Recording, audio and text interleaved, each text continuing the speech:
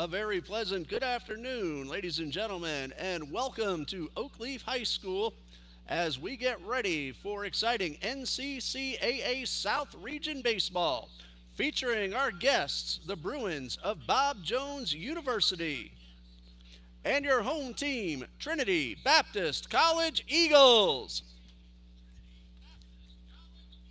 Ladies and gentlemen, at this time, would you please rise for our opening prayer?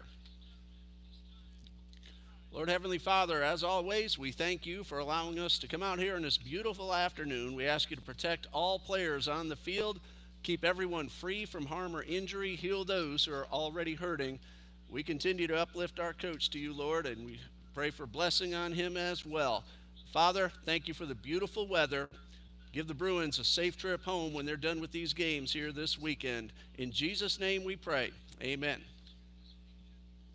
And now, the starting lineups. First, for the visiting Bruins of Bob Jones University.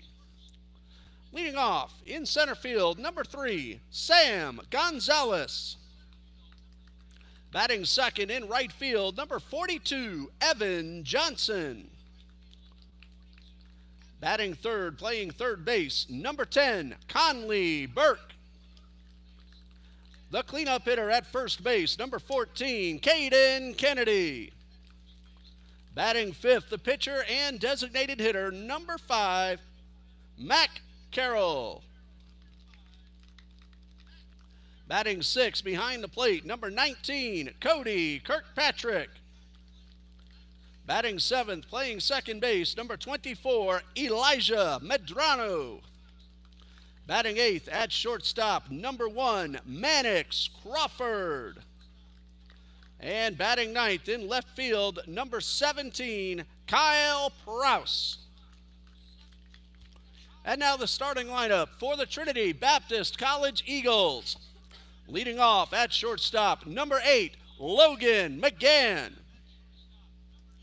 Batting second, the designated hitter, number 14, Ryan Ongst. Batting third, in center field, number 1, Gavin Williams. Batting fourth, number 5, Larson Lott. Batting fifth at third base, number 28, Tyson LaChapelle. Batting sixth in right field, number 3, Graham Gorman. Batting seventh at first base, number 15, Jacob Brigman. Batting eighth at second base, number 4, Nate Naguris. Batting ninth in center field, number 2, Jacob Burke. And pitching for the Eagles, number 12, Darren Goki. Ladies and gentlemen, the National Christian College Athletic Association is committed to the true spirit of competition and upholding the 4 core values of the game plan for life: love, integrity, faith, and excellence. We ask that each participant, official, and spectator join us in exhibiting these Christ-like characteristics and help create a positive environment in which to enjoy today's competition. At this time, we ask you to remain standing, remove your caps for the playing of our national anthem.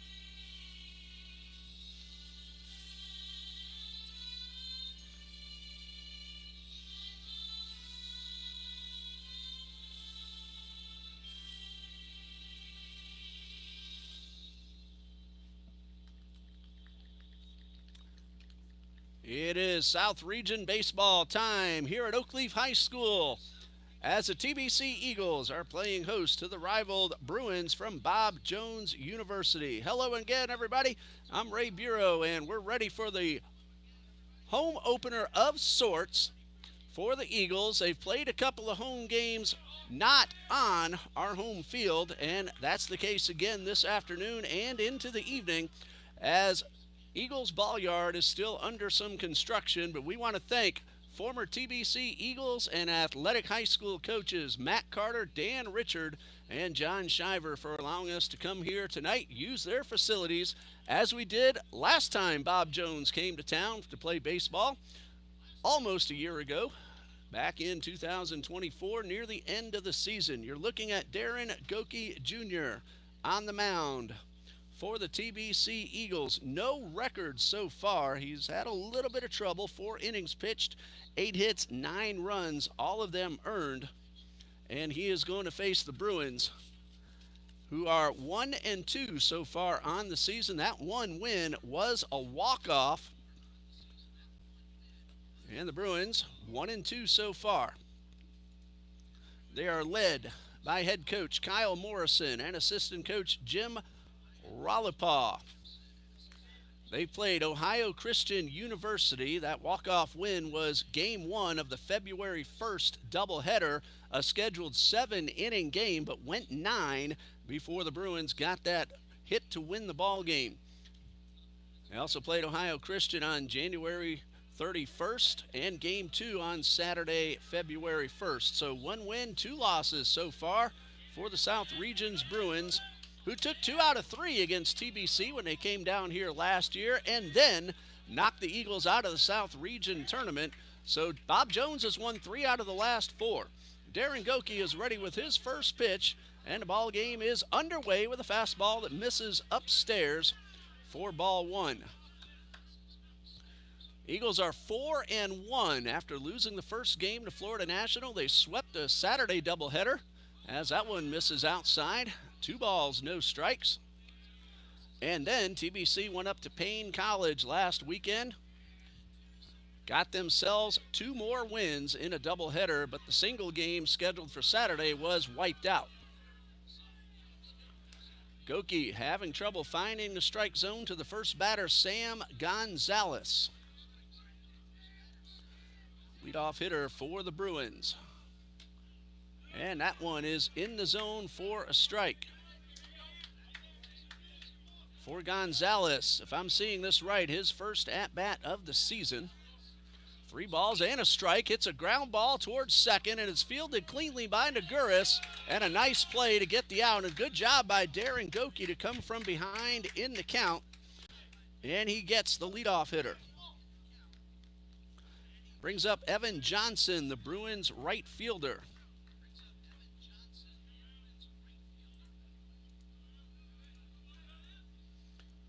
And Johnson digs in with 1 out. And the base is empty for Gonzalez. That was not his first at-bat. And that one misses for ball 1. He came in hitting .375. Evan Johnson is looking for his first hit. Of course, it's been only 3 games. He chased a fastball upstairs, and he evens a count at a ball and a strike.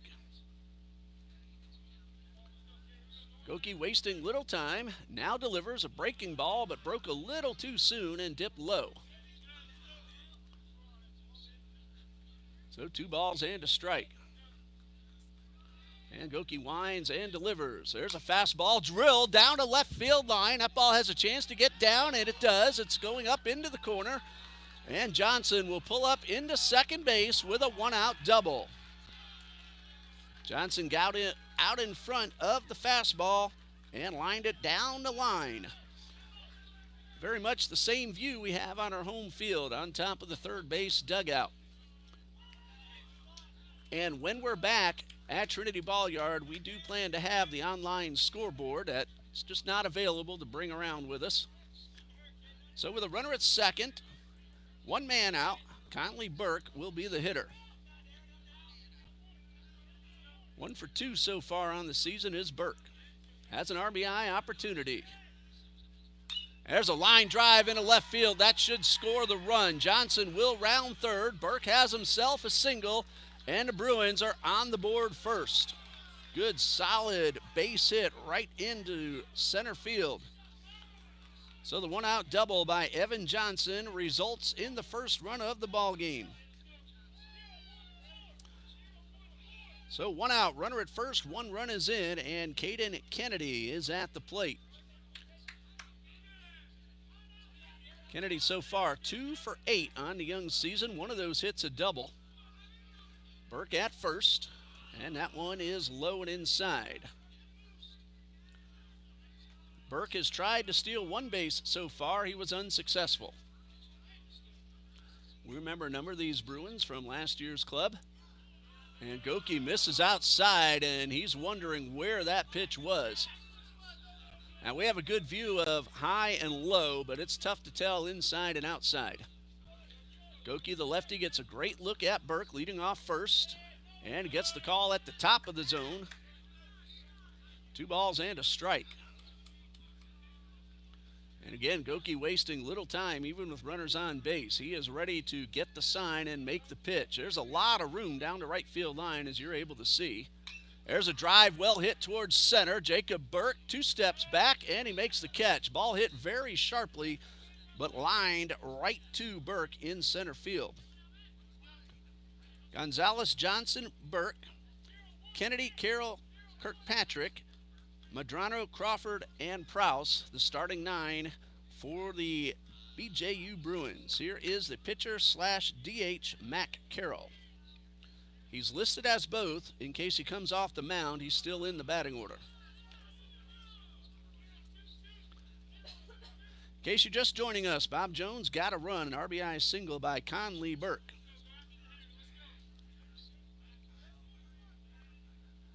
Two outs. Goki delivers a high fly ball hit very well towards left field. Gavin Williams is going back, and this ball is caught right on the warning track. Gavin Williams looking up into the high, bright sky, battling the sun, stayed with it, and made the catch. That ball looked like it had a chance to get out of here. It didn't quite make it, and Gavin Williams made a terrific play. Bruins, though, get 1 run on 1 hit. They hit the ball hard 3 times for the outs, and after a half inning of play, we have no score. And that'll give us a chance to give you the Trinity Baptist batting order in case you missed it during the opening. Leading off for TBC will be shortstop Logan McGann. Batting second is the designated hitter Ryan Ongst. Gavin Williams, who just made that great play in left field, he will bat third. Larson Lott, the catcher, will hit cleanup. Tyson LaChapelle is in right. Check that, third base. The reigning NCCAA Offensive Player of the Week. He's batting 5th for the Eagles. Graham Gorman is in right field, batting 6th. Jacob Brigman, the now 2-time NCCAA Pitcher of the Week. He's won it each of the first 2 weeks of the season. Brigman will bat 7th. Nate Naguris at second base. He will bat 8th, and Jacob Burke will bat 9th. Eagles are led by Coach John Copeland, Associate Head Coach Jordan Broden, and Assistant Coaches John Shiver, who is helping to coach Oakleaf High School today, and Sammy Coffrin.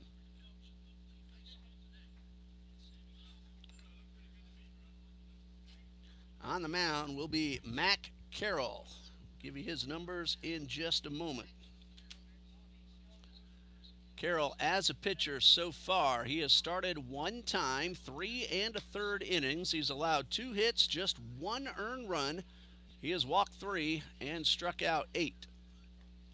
Carroll does not have a win or a loss, so he's looking for his first win of the season.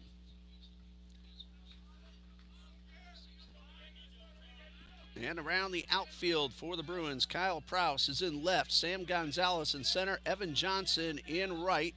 Conley Burke is at third, Mannix Crawford the shortstop. Elijah Madrano's playing second. Caden Kennedy at first. Give you the catcher in a moment, as the first pitch is a fastball right down the middle. That catcher is Cody Kirkpatrick, and Matt Carroll gets his first pitch in the zone. Logan McGann leading things off for Trinity Baptist. And that one, a foul tip, hits the ground, and that is strike two. McGann so far on the season, he is 6 out of 16, a couple of doubles, a pair of RBIs. He's also walked 4 times for an on-base percentage of .524. So Logan has gotten himself on base quite a bit. He's been instrumental in 2 big come-from-behind wins for TBC. Strike 3 called at the top of the zone. 3 pitches, 1 out for Matt Carroll.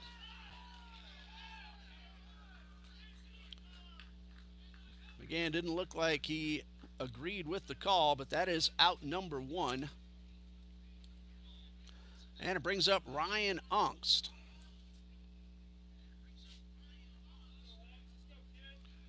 And Rhino, hard-hitting left-handed catcher slash DH. He's the DH in game 1 here. We'll see if he gets behind the plate in game 2 as Carroll puts a blazing fastball right by him.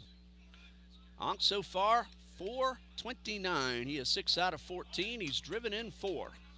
Eagles are played 5 complete games. This is number 6. There's a drive into right field, and that's the first hit of the ball game for TBC. Pretty sharply hit. One hopper hits off the infield dirt, skirts into right field, and Ongst is aboard for Gavin Williams. TBC left fielder made that great running catch. Williams is hitting .353 in the early going. He is 6 for 17, a home run and 7 runs driven in. He was the first offensive player of the week in the NCCAA. So the Eagles in 2 weeks have 4 players of the week, actually 3, but Jacob Brigman has gotten it twice. Gavin Williams and Tyson LaChapelle, the offensive players of the week. And Brigman twice, the pitcher of the week. Ongst leading off first. That one is in the dirt, and a very nice block by the catcher, Cody Kirkpatrick. It is an absolutely gorgeous Friday afternoon here in Orange Park, Florida. Temperatures about 78 degrees. Bright sunny skies, just a few white clouds overhead. Ongst with a pretty good lead off first, not going, and a swing and a miss. Good fastball, and so far Matt Carroll has really thrown some laser beams. Already have some Bob Jones fans letting us know they're watching. Of course, TBC fans will be here a little later once their classes get out, and they may be on their way now. About a half-hour drive. And a pitch, a breaking ball, a little too high. It'll be 3 balls and a strike to Gavin Williams. It's 1-0 Bob Jones. We're in the bottom of the first. An RBI single from Conley Burke drove in Evan Johnson, who doubled his way aboard in the top of the half. Carroll not really worried about Ongst at first base, not paying him much attention. The way he's throwing so far, he doesn't need to, and he just got strike 2 on the inside corner.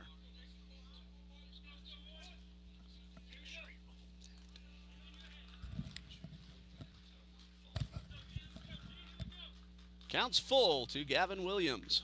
Runners going. Swing and a miss. Strike 3. Throw down is off target. Carroll, though, does get the second strikeout. That's a stolen base for Ryan Ongst. Eagles have the potential tying run in scoring position and Larson Lott at the plate.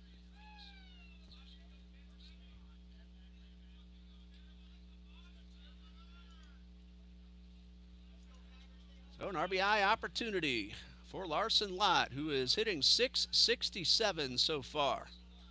He is 8 for 12, one of those a double. He's driven in 3.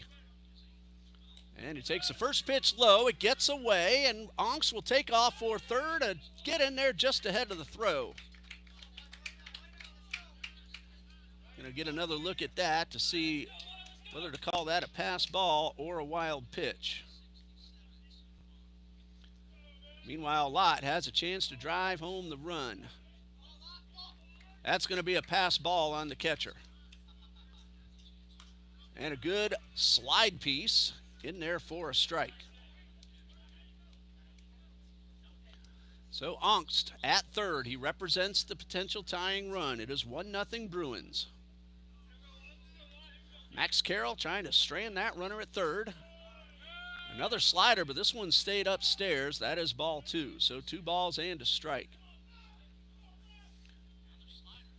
Coach Jordan Broden at third base. Coach Sammy Coffrin at first. Both former players here at TBC. 4-year players. Fastball right by the hitter.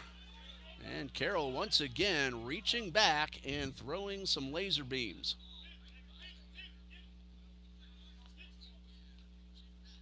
Two balls, 2 strikes. Angst leads off third. Carroll delivers and misses low with a breaking ball. And this time, Cody Kirkpatrick able to keep the ball in front of him and keep that run at third base.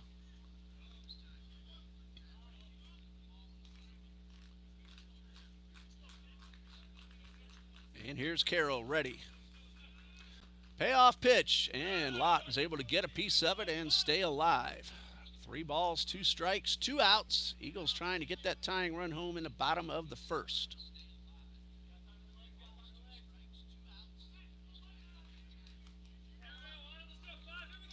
Max Carroll, again, not too worried about that runner on third. He just needs 1 more strike or an out of any kind to get out of the inning. Shakes off a couple of signs. Now he likes one. And he's ready. Here comes a 3-2 to Lott. High fly ball down the right field line, but that's going to go foul up against the fence. Lott got a good swing on it, but just a little bit tardy. And he knew right away that ball was slicing away from the right fielder. So Angst will return to third. First of 2 7-inning ball games here at Oak Leaf High School. Another payoff pitch. Carroll delivers. A breaking ball misses upstairs. So Larson Lott, the catcher, will trot on down to first. Not the first walk he has drawn this season. It's actually the 5th. His on-base percentage entering play was .789. That goes up a little bit more. And Dominic Gattinella will be the courtesy runner.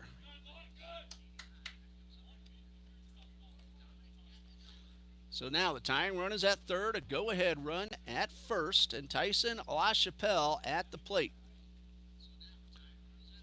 LaChapelle's had a couple of good ball games, both of those at Payne. He is 5 for 7 on the season, a double and 4 runs driven in. Chance to drive in another. Now Carroll will work from the stretch. Gattinella, a pretty good lead off first. He's going. The first pitch taken for a strike. There will be no throw.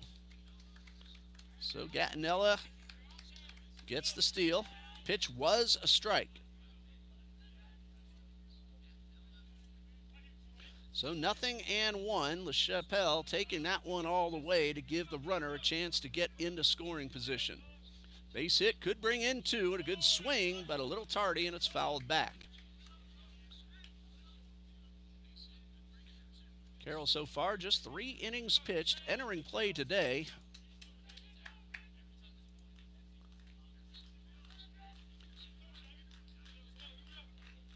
One earned run in 3 1/3. This one is upstairs and almost got away from the catcher. Carroll tried to overthrow that one. He's throwing hard. He doesn't have to try to do too much. That's when you get into trouble. Counts 1-2 to LaChapelle, and the pitch. Breaking ball misses outside. A little slide action. And another good grab by the catcher, Cody Kirkpatrick. One has already gotten away from Kirkpatrick. That allowed Angst to go from second to third.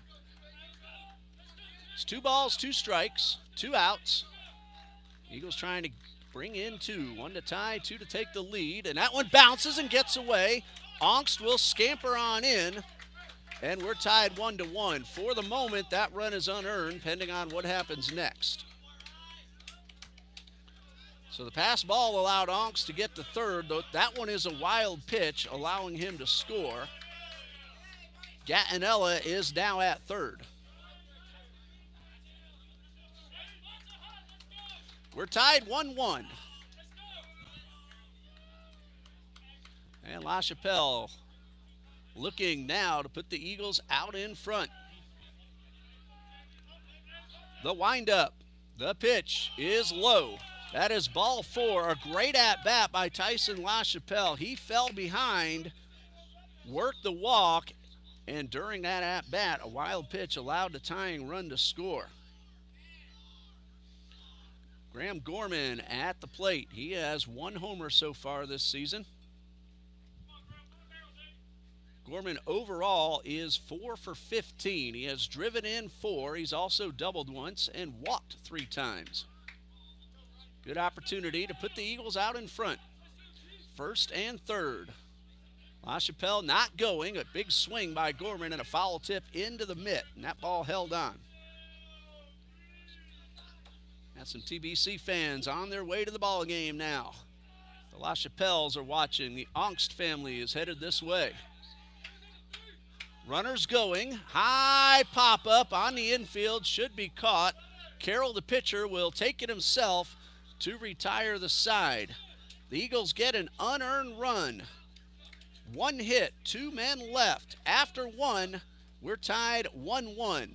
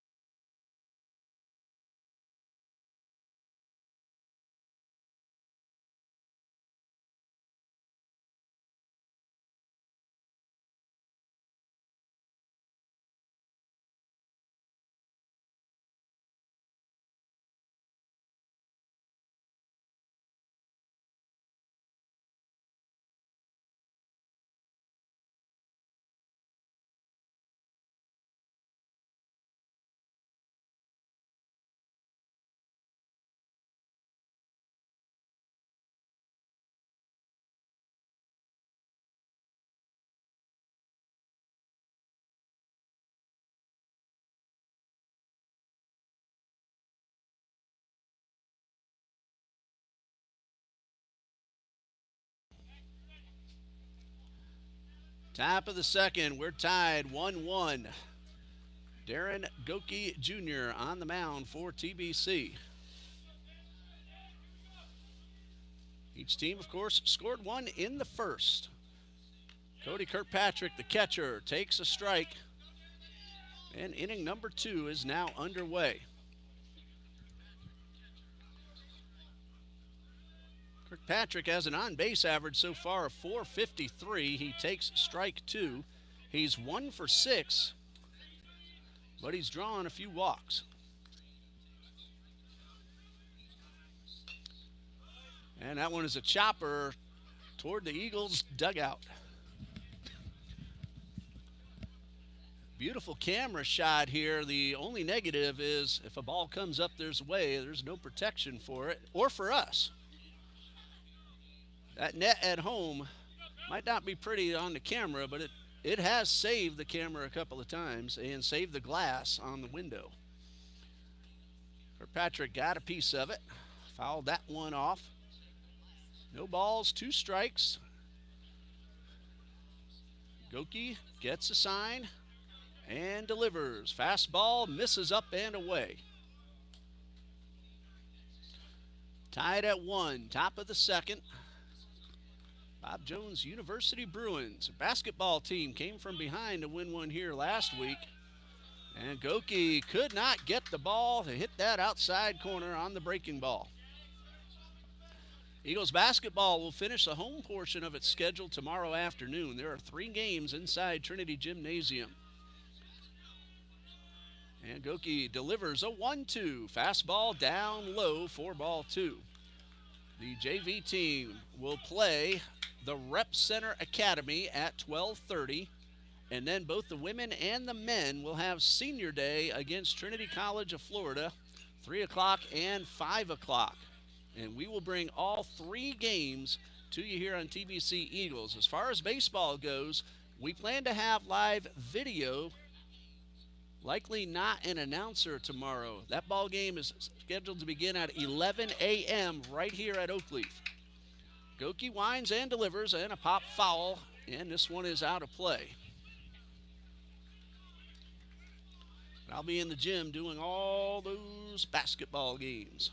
Eagles softball is also in action this afternoon and again tomorrow.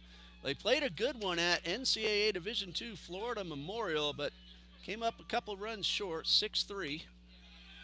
As that one is fouled back, and game 2 is just about ready to begin. And then TBC is at the University of Fort Lauderdale tomorrow for their second NCCAA South Region matchup.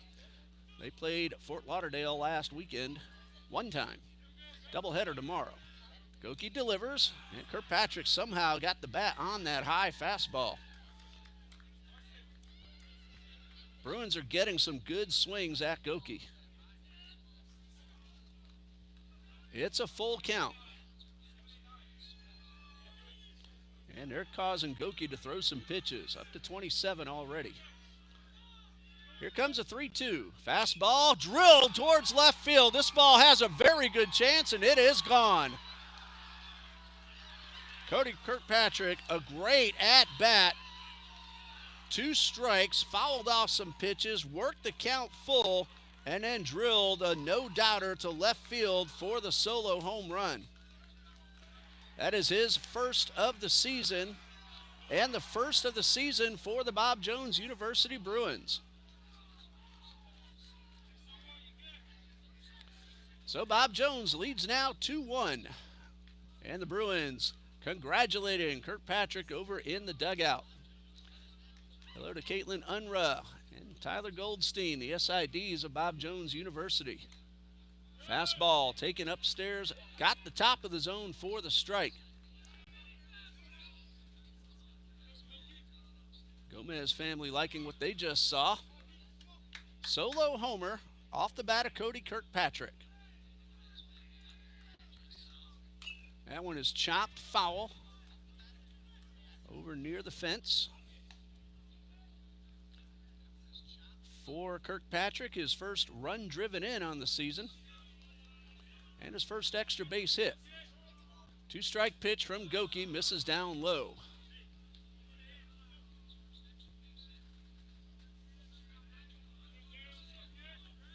Two balls, 2 strikes, and the pitch, a breaking ball, is in the dirt.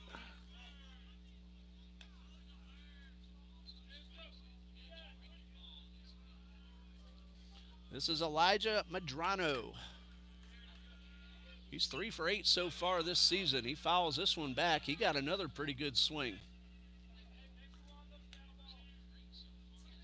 Medrano does have a double in the early going. Slugging .500. Here's a payoff pitch from Goki. Fastball, strike 3 called. That's strikeout number 1 for Goki. Medrano might have thought that ball was a little high. He took the first few steps toward first, and that's 1 away. So the base is empty. Shortstop Mannix Crawford is at the plate. So far 2 for 10. He has driven in a run, and the first ball swinging, going to pop up shallow right field. Gorman looking up into the sun and makes the catch. So 2 outs, base is empty for the number 9 hitter, left fielder Kyle Prouse. And for Prouse, so far 3 for 9 with an RBI. 3 total bases, all singles. 2 outs, base is empty, a run is in. The breaking ball got the batter, and Prouse is aboard with 2 outs. Ball just grazed him, but I can tell from up here it definitely made some contact with the hitter. So Prouse is at first. He's tried one steal attempt so far, did not make it. Sam Gonzalez started the ball game off with a ground ball to second. And a strike called on the outside corner. No balls and a strike. Eagles will have 7, 8, and 9 due up in the bottom of the second. Goki's curve ball is a little bit low and outside.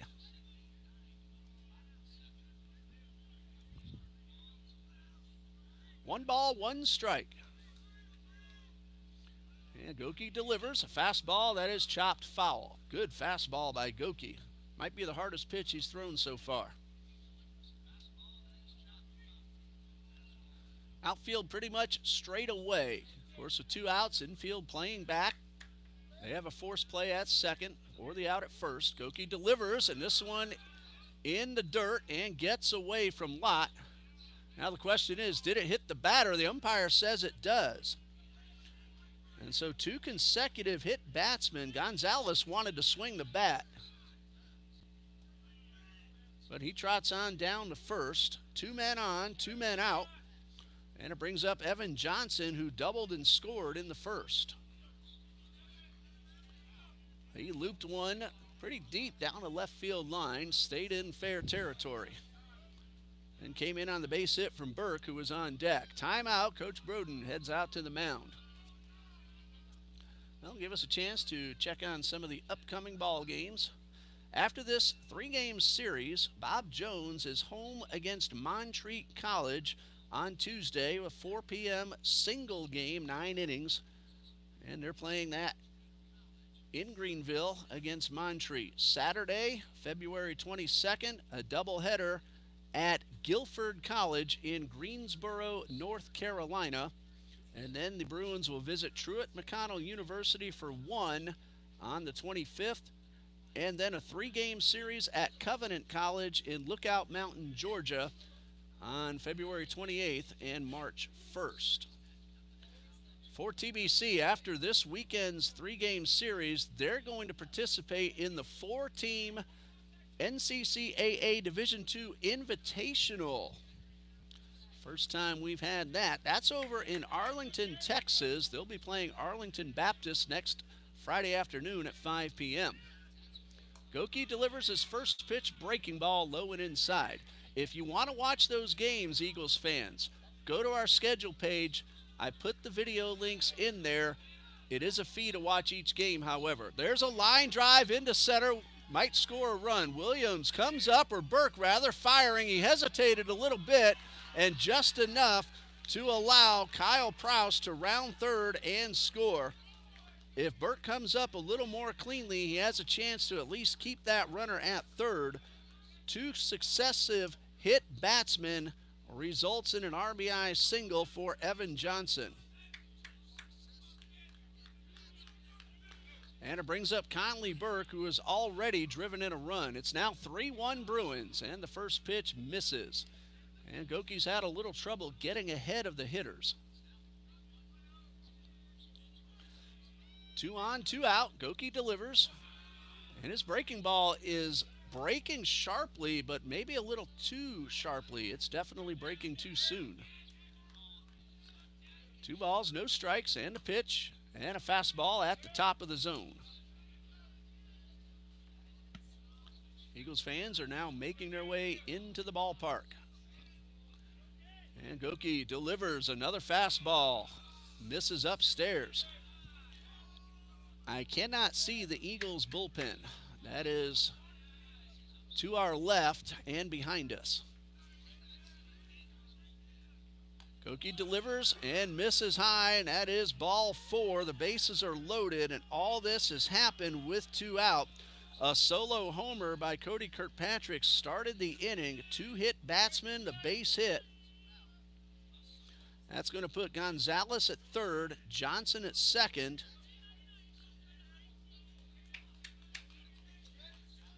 And now batting is Caden Kennedy. He hit one hard that was caught in center his first time up. Goki will now wind up and misses upstairs. Bases are loaded. 2 runs are in. There are 2 outs. One ball, no strikes, and a high strike. The umpire has called it upstairs since we started.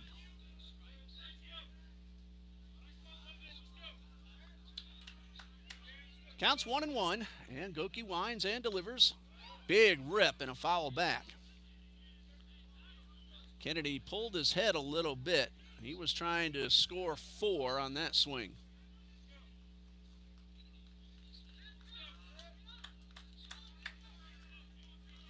One ball, 2 strikes. One pitch away from ending this rally, but that one misses up and away. A lot had to leave his feet, spun around as he made the catch. Gonzalez at third, Johnson at second, Burke at first. Caden Kennedy trying to drive him in. Chased one up and out of the zone and fouled it off. You see those woods over beyond the first base dugout. For a high school field, there's a lot of room back there behind home plate and near the dugouts and all the way down the lines. A lot of foul territory. Big swing, and again, Kennedy might have pulled his head on it. The swing looks good, but if you don't keep the head down, you're not likely to square one up. 2 balls, 2 strikes, and the pitch. Breaking ball, fisted, foul. Hey, those balls aren't free, Caden. Let's put one in play.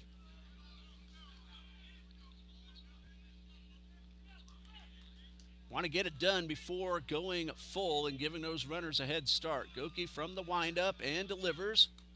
And he does work the count full. And now everybody off on the pitch. And Goki getting himself into some trouble. The solo homer started the inning, and then after 2 outs, 2 hit batsmen set the tone. He's going to wind up, so all runners will get a big head start. Of course, Gonzalez has to be very careful not to get too close to the hitter. There they go. A gapper could score them all. Ball 4 will bring home 1 run, and a huge turn by Johnson around third. Well, credit Kennedy with an RBI as he walks with the bases loaded. Gonzalez will score. It's 4-1. Evan Johnson to third. Conley Burke to second. And Kennedy is at first. Eagles have already used 1 trip to the mound. And they're going to have an infield conference. No coach has come out of the dugout. That will also allow Coach Kyle Morrison to talk to all 3 base runners. A 2-out rally with only 1 hit in the mix. This is a 9th man of the inning to bat, Matt Carroll. He's the man who hit the ball that looked like it was going out over the left center field fence, but Gavin Williams ran it down and one-handed catch on the run at the warning track.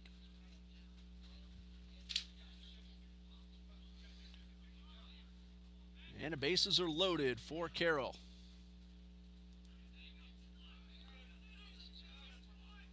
Looking to drive in his first runs of the season. And now time called. Coach Copeland is now going to head out to the mound, and that means we will have a pitching change. We'll pause right here. We'll tell you about the new pitcher in just a bit here on TBC Eagles.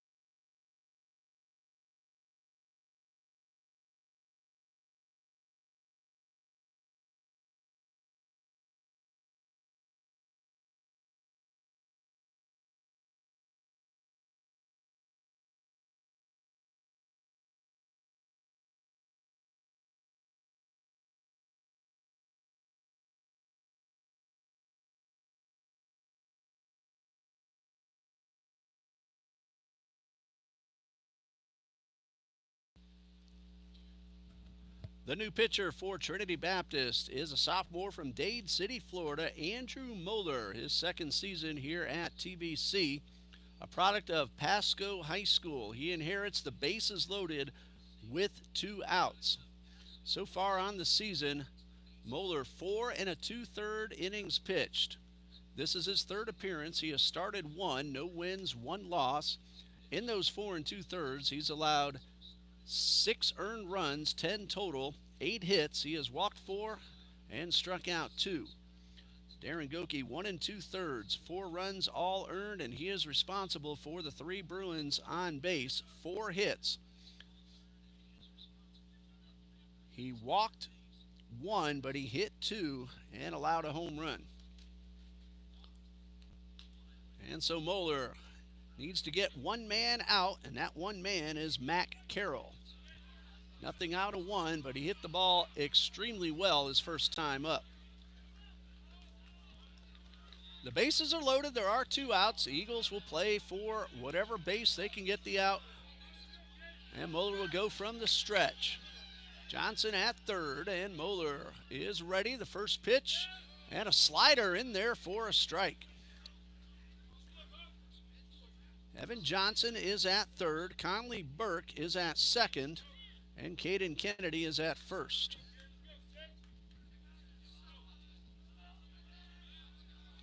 Moeller from the stretch, and another slider, but this one is well outside.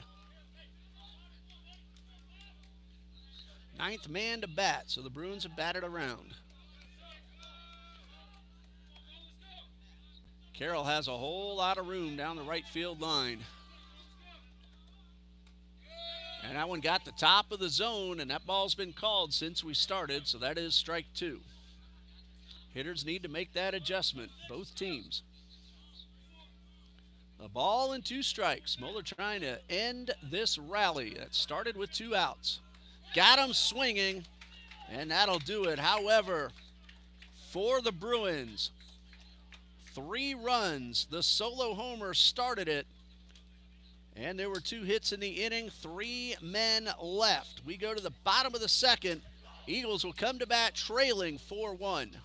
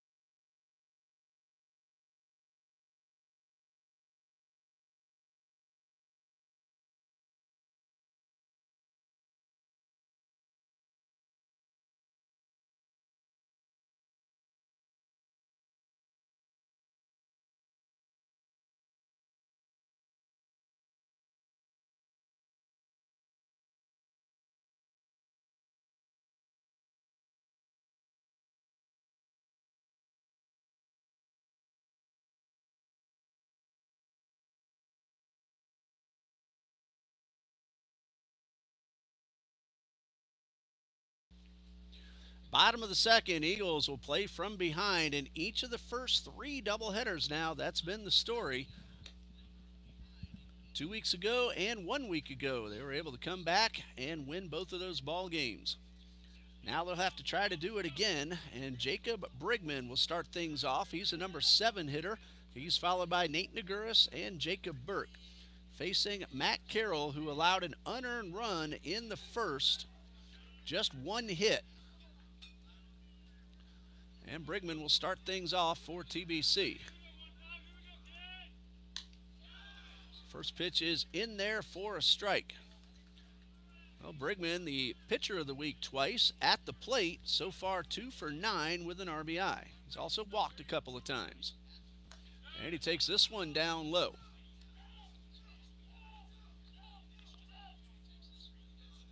Brigman trying to start a rally of his own for his teammates. Leadoff hitter here in the bottom of the second. Carroll peers over the glove, then delivers a fastball on the outer half for the strike. No argument from Brigman. Ball and 2 strikes. Carroll still throwing hard. Of course, it's early. It's only the second inning. And he winds and delivers. And Brigman chased one low. Foul tipped it into the mid. It was held on, and that is strike 3. And that is strikeout number 3 for Matt Carroll. Brings up second baseman Nate Naguris. 2 for 14 on the season, but he has driven in 4 runs. And the first pitch to Naguris, a fastball inside.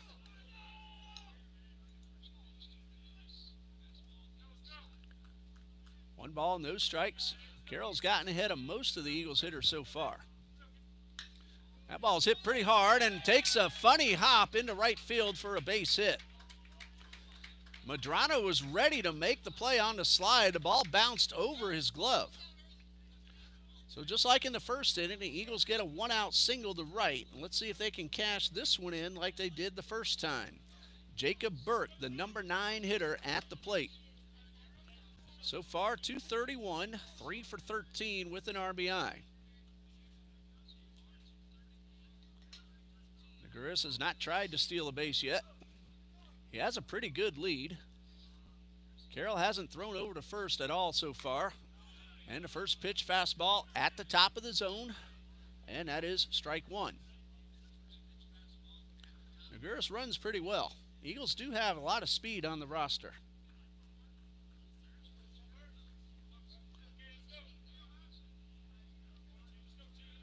And Naguris, another good lead off first. A throw over, and the runner is back. That one had a little bit of intent. Wasn't Carroll's best move, but he might have been trying to catch Naguris leaning.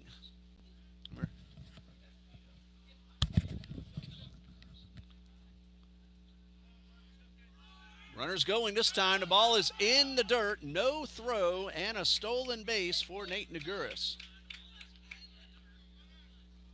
Kirkpatrick would have had a chance to make the throw had he fielded that one cleanly. But anytime the ball hits the dirt, it's not easy to do. Runner was going on the pitch, so it is a stolen base. For Naguris, that's his first. So a chance for now, Burke to drive him in. Check of that runner, not a big lead off second. And a fastball misses outside. Carroll has thrown a good number of pitches. He's already up to 35. So far, just the one unearned run.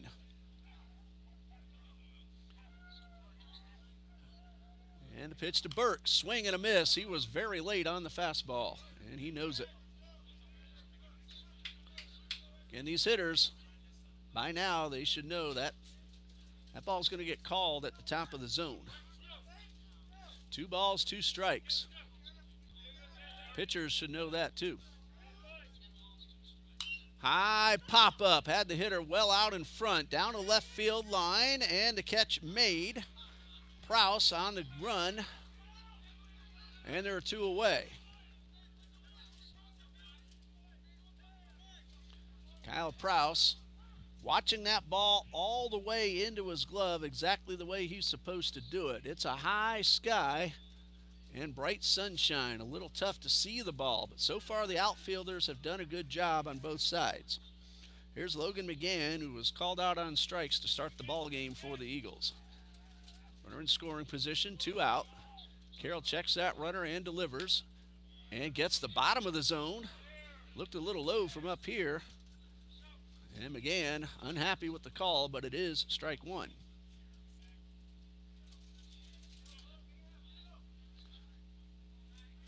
Nothing and 1. Naguris leading off second. Another one in the dirt. Cody Kirkpatrick's been busy back there. 2 have gotten by him, but he's blocked about 5 or 6 already.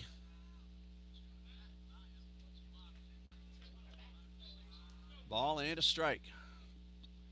And Carroll delivers, and another one in the dirt. Well, Kirkpatrick kept it in front of him and came up ready to throw. Naguris reading that one well, knowing he didn't have much of a chance to take third. So 2 balls and a strike. Nothing going on in the Bruins bullpen. There are 2 men standing up, but at the moment they're not throwing. 2 balls and a strike. Pitch from Carroll, good swing, but a foul off to the right side and out of play. Count now 2-2.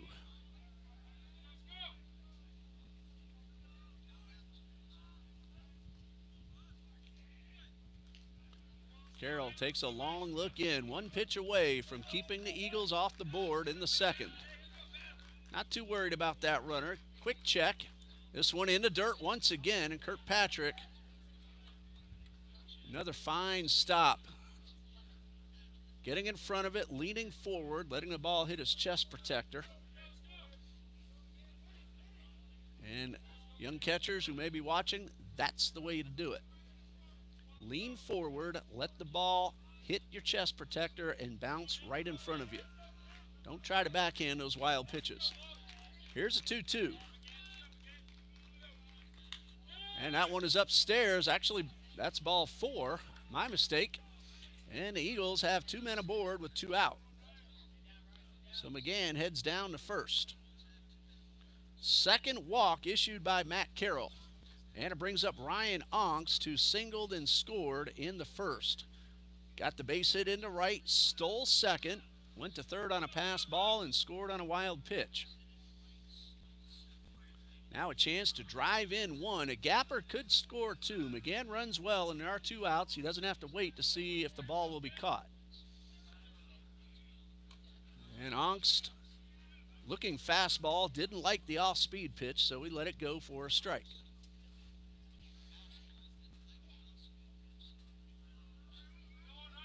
Nothing in 1. Onks, 5th-year senior from Mandarin High School here in Jacksonville. Flinched a little, but held up in time, and the ball skirts away from Fitzpatrick, but not far enough. 1 ball, 1 strike. We're going to be here a while tonight, so pull up a chair and enjoy the action. First of 2 7-inning ball games. A ball and a strike. Onks digs in. Carroll delivers. Hits this one hard down the line. That is a foul ball. Sammy Coffrin pleading his case. Everybody's going to continue going, but the umpire says foul. Coach Sammy Coffrin saying that was fair. The runners did the right thing. They're going to make the play and let the umpire make the call. All right, so Onks will come back and swing the bat again. McGann will head back to first. Naguris, who thought he had a run, will trot on back to second base. Very close. Very difficult to tell from up here. A ball and 2 strikes, 2 outs. Onks thought he had himself an RBI double.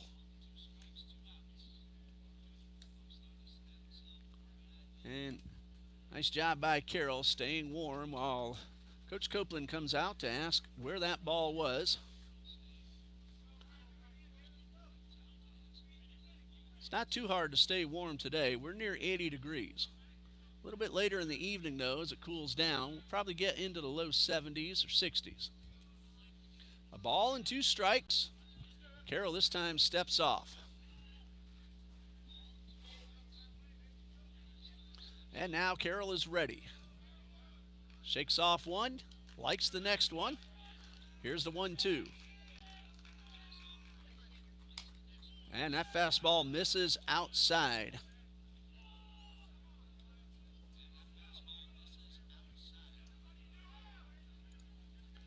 Two balls, 2 strikes. Matt Carroll, a freshman from Aiken, South Carolina.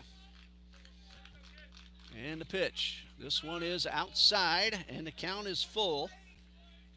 Looked again like he tried to overthrow this one.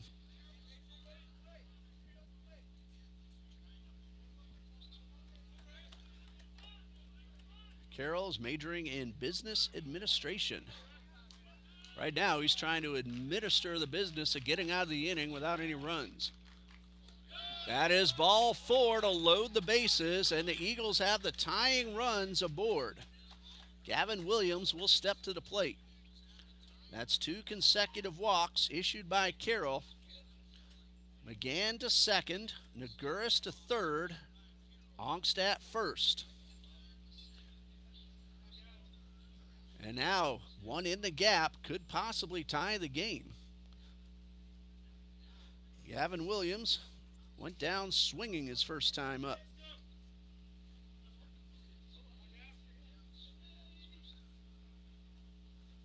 And a first trip to the mound, charge to the Bruins.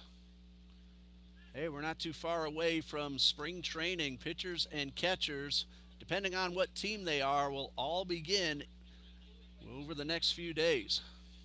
You know, some teams do start a little earlier than other teams do. Carroll now with the bases loaded. He will wind. Pitch to Williams is low and outside. That was a hard fastball but missed. Williams usually makes very solid contact. He does have a home run. Led the Eagles in long balls last year. This one misses inside for ball 2. Carroll is now over 50 pitches.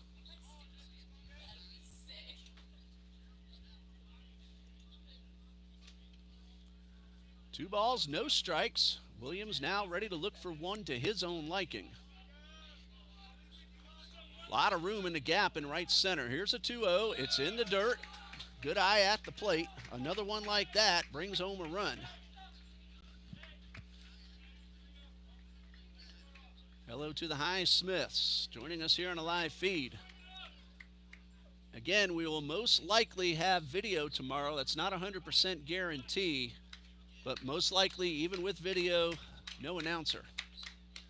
And Williams takes a strike ahead in the count, 3-0.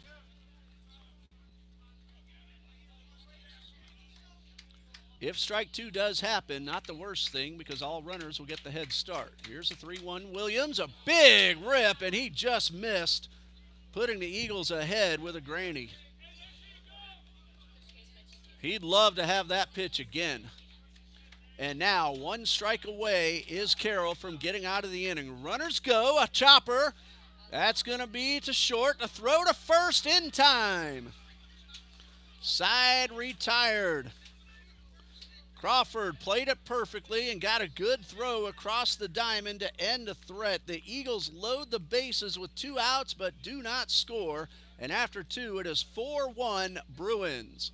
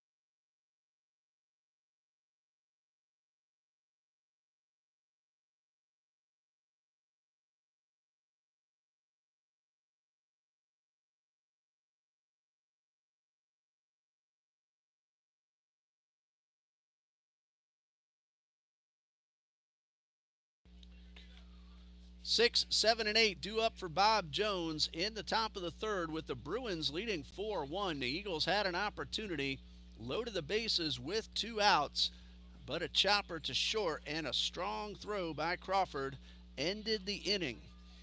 Andrew Moeller will now start his first inning from scratch. He got the only man he faced in the second. That ended a rally. And the first man he faces is Cody Kirkpatrick, who hit a solo home run his first time up. Chases the first pitch, a pop-up right behind second base, and Aguirre had to actually reach to his left, but he stayed with it to make the catch. That ball looked a lot easier off the bat, but all fielders looking up into the sun. Naguras had the glasses on, in position, and stayed with it to make the play. So one pitch, one out. Elijah Medrano at the plate. Called out on strikes his first time up, and he takes the first pitch high. Matt Carroll got into trouble, got out of trouble, and kept the lead 4-1.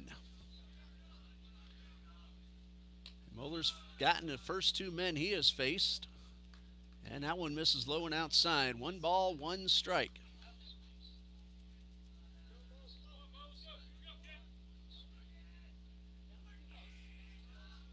Moeller winds and delivers and gets it in there for strike 2.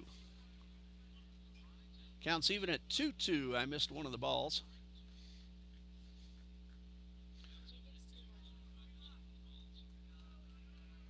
And now Moeller winds and delivers and bounces one in there for ball 3. 3 balls and a strike. And now we got the count right.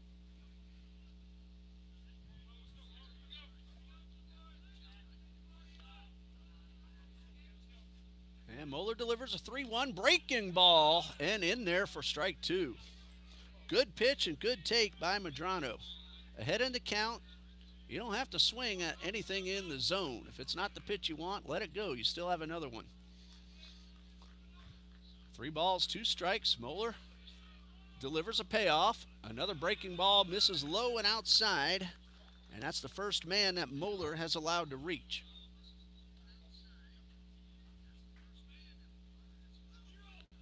So a runner at first, Elijah Medrano. 1 out, Mannix Crawford at the plate. Flew out to right his first time.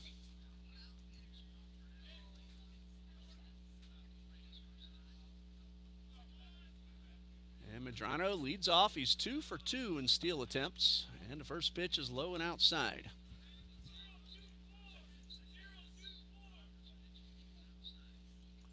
Elijah Medrano, a freshman from Gilbert, Arizona. Just got the walk and has a really nice lead off first. Brigman, the first baseman, holding him on. Bunt shown. The pitch is a strike. The throw is a strike, and the runner is out. Umpire making sure that Naguras held on to the ball. He did, and a perfect throw from Larson Lott to cut down the runner. So caught stealing 2-6 on the putout. 2 down, the bases are empty. First time this season that Medrano has been caught stealing. Pitch was a strike. This one is rolled into left field. That's a base hit. Hit pretty sharply and away from Logan McGann. So the importance of that caught stealing looming large now. Crawford's first hit of the ball game. Kyle Prouse at the plate, hit by a pitch, and he scored a run in that 3-run second inning. Eagles will have 4, 5, and 6 due up in the bottom of the third. First hit allowed by Moeller. And a curved ball and a nice backhanded stomp by Lott. He didn't have much choice. The ball was a little too far away for him to try to get in front of it. 1 ball, no strikes.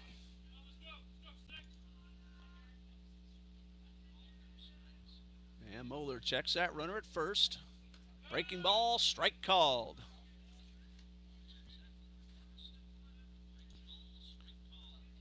Moeller, a sophomore from Dade City, Florida.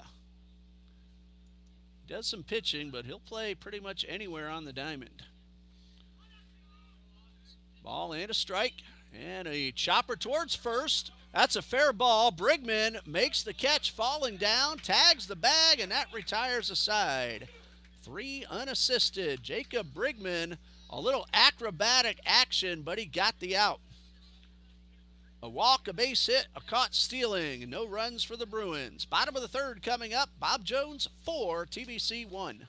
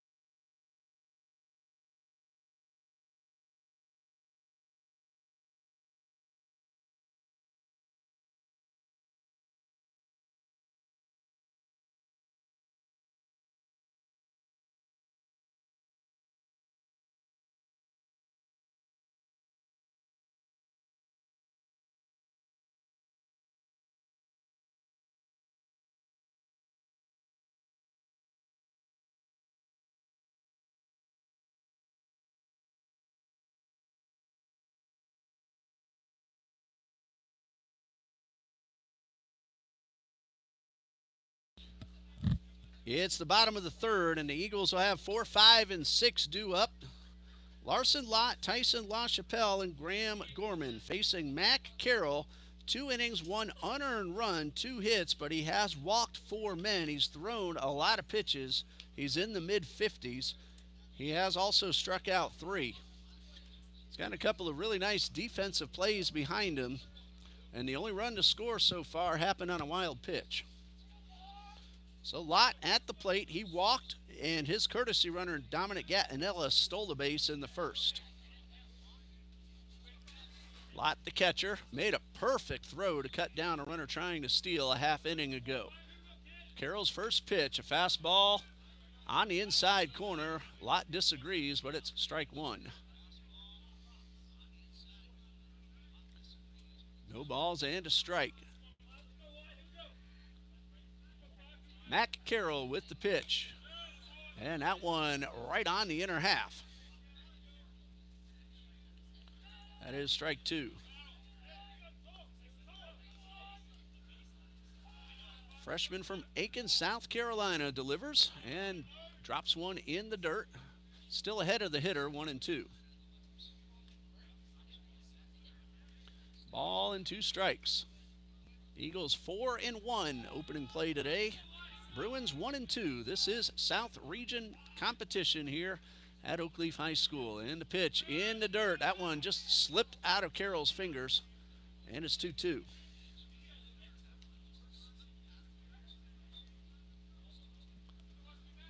Two balls, 2 strikes.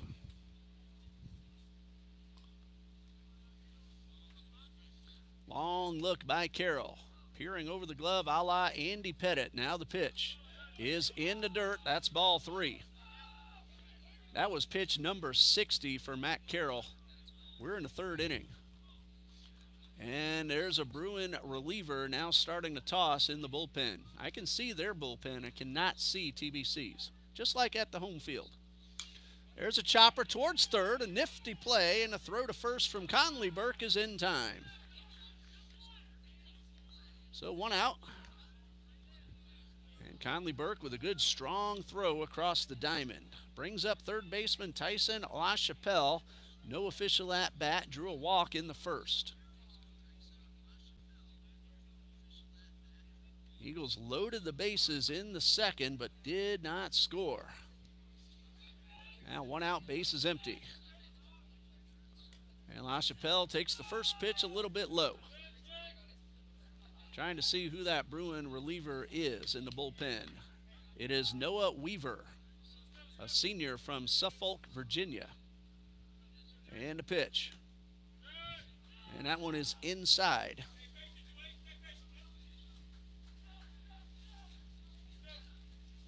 So a ball and a strike. Check that, 2 balls, no strikes. Big swing and a miss by LaChapelle.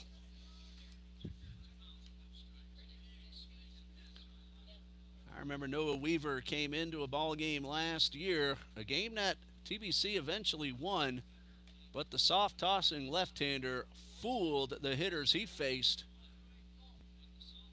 He ended a big rally by TBC. Eagles ended up winning that ball game. They only won in 3, and then eventually Bob Jones knocked TBC out of the South Region tournament. So Bob Jones won 3 out of 4 meetings last year. Swing and a miss. 2 years ago, Trinity Baptist knocked Bob Jones out of the South Region tournament. So payback last year. We'll see if they meet up again in 25. 2 balls, 2 strikes. LaChapelle digging in. And the pitch. Strike 3 called, outside corner, 2 away. Number 4 for Matt Carroll. And that brings up Graham Gorman. That's the first time that Carroll has gotten the first 2 hitters out. Gorman popped up to the pitcher to end the first inning.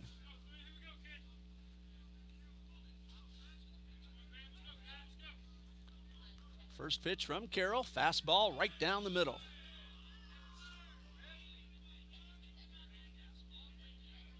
Nothing in 1.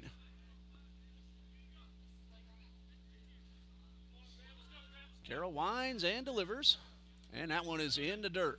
That is ball 1. Count evened up.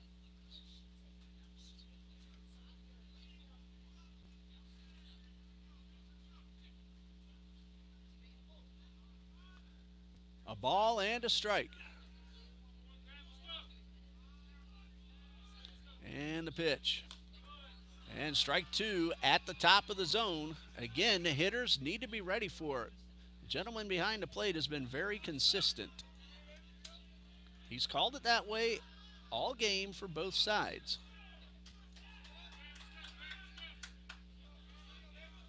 One and 2, 2 outs, bases empty. Carroll, a couple of nods and then the pitch, and this one is up and away. We told you that Trinity Baptist will play Arlington Baptist next Thursday the 13th at 5 p.m. at the NCCAA Division II Invitational. On Friday, they're going to take on Southeastern Baptist, a South Region matchup. Swing and a miss. That is strike 3, and a 1-2-3 bottom of the 3rd for Matt Carroll. Bruins lead at 4-1 as we head to the 4th.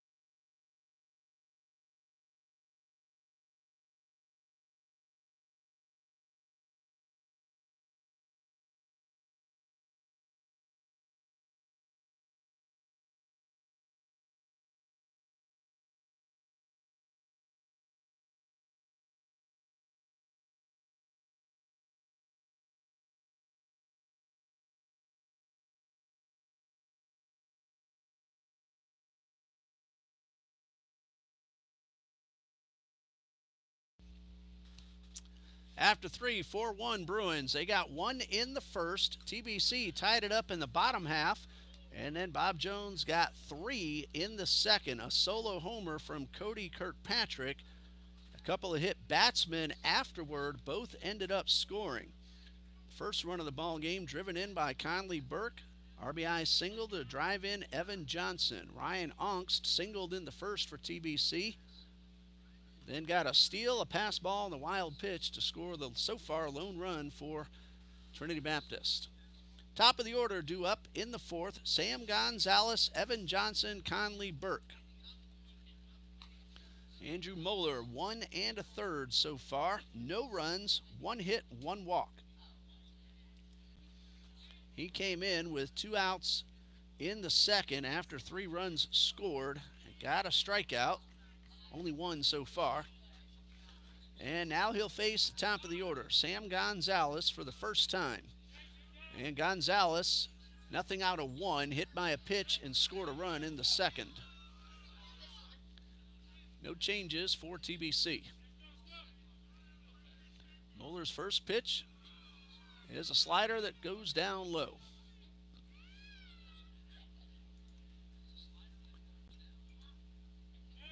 Gonzalez started the ball game with a hard ground ball to second.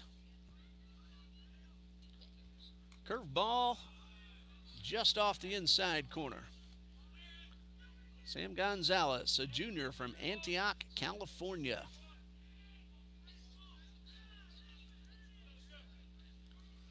Two balls, no strikes, and a nice little change of pace in there for strike one.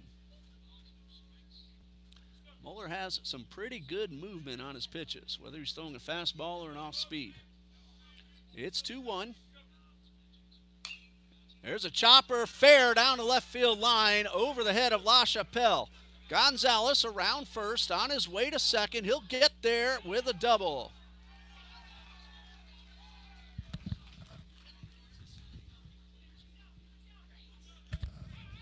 And so a leadoff double for Gonzalez. Chopped that right over the head of LaChapelle. Perfectly placed down the left field line. And so the leadoff hitter aboard at second, hit number 2, allowed by Moeller. Evan Johnson has doubled, singled, scored a run, and driven one in. Shows bunt, drops it down the line. Moeller charges, he'll throw to first. Not in time. That will be a base hit for Evan Johnson, hustling all the way. Moeller made a good play. Naguris covered, but Johnson just beat the throw.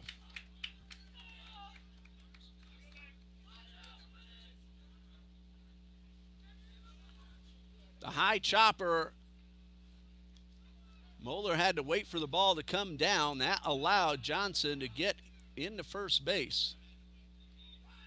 Now Johnson is off. He was initially called safe. We're going to see what happened there. I had already written down a base hit, but he's not on first base. Base umpire gave safe first. And I'm still waiting to see. I guess they called him out, overturned the call, so that would be a 1-4 putout and a sacrifice bunt.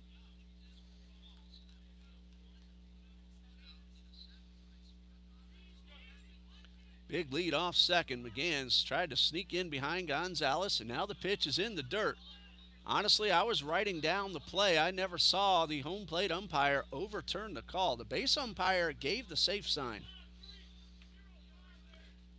And then he did ask for help, apparently, and the call's overturned. So 1 out.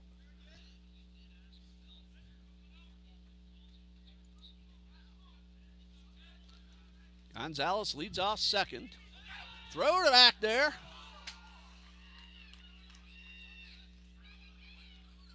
And we're still waiting for the final word, exactly what happened on that play. You know, they may have called Johnson out for being out of the batter's box. So we're going to have to see exactly what's happened on that play. There's a drive, well hit, center field. It is gone.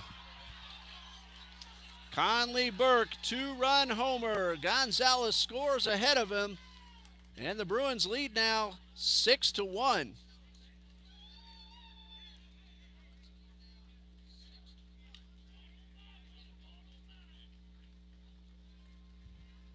Conley Burke hit that ball right on the button, directly over the head of Jacob Burke in center field. The leadoff double ends up scoring, and again, it is a 6-1 lead.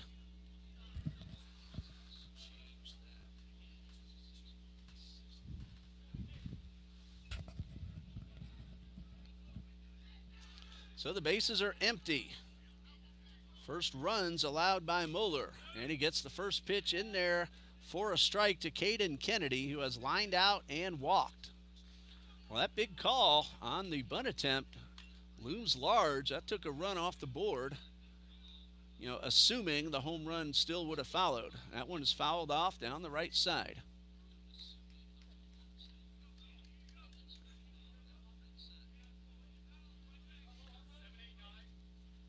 0-2. Caden Kennedy, the number 4 hitter in the lineup. Leadoff double. A batter called out. I'm guessing stepping out of the box on the bunt attempt. 2-run homer by Burke. And now the count of 1-2 on Caden Kennedy. Line drive, base hit into left. The Bruins have brought their bats to Orange Park.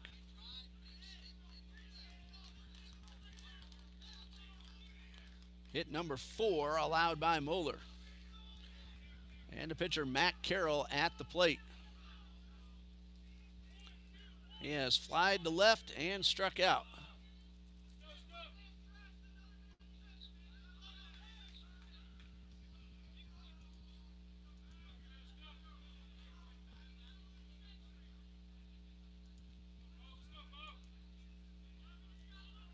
Runner at first, 1 out. First pitch swinging, and this one is fouled back.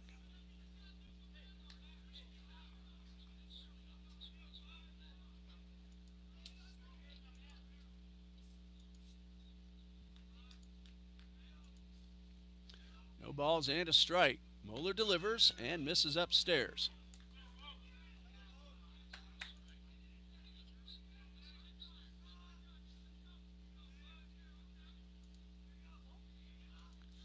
Modest lead off first. And Moeller delivers. This one bounces in the dirt. That's going to be a wild pitch, allowing Kennedy to take second base. And so the double play no longer in order.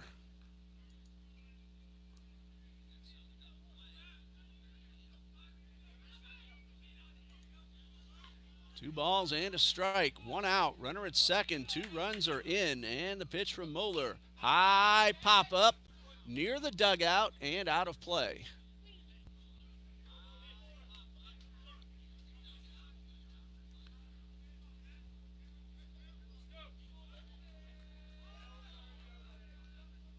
Two balls, 2 strikes, a count. Moeller was cruising until that double by Gonzalez. And a pitch, swing and a miss, ball into dirt. Lott will check the runner, they'll throw to first, and they get the out. It's a strikeout, 2-3 on the putout, 2 down. Cody Kirkpatrick, 1 for 2, a solo homer and a pop-up. Has a man in scoring position. Eagles will have 7, 8, and 9 due up in the bottom half of the 4th. But they're going to try to come back from behind once again. They've done it twice already.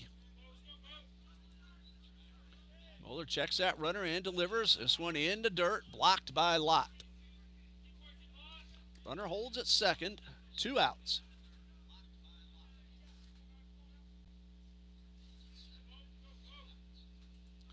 With 2 outs, Moeller just wants to concentrate on the hitter. The shadows now starting to cover the infield.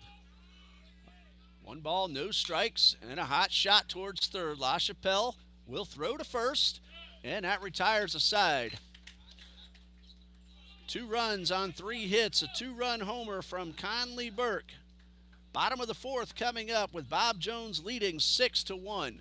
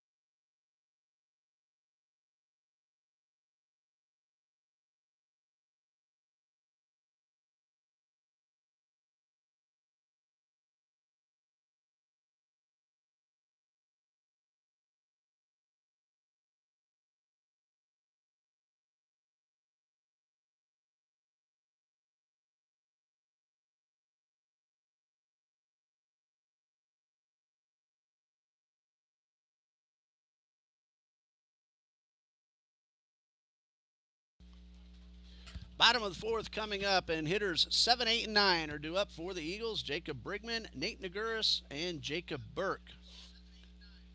Matt Carroll, 3 innings so far, 1 unearned run.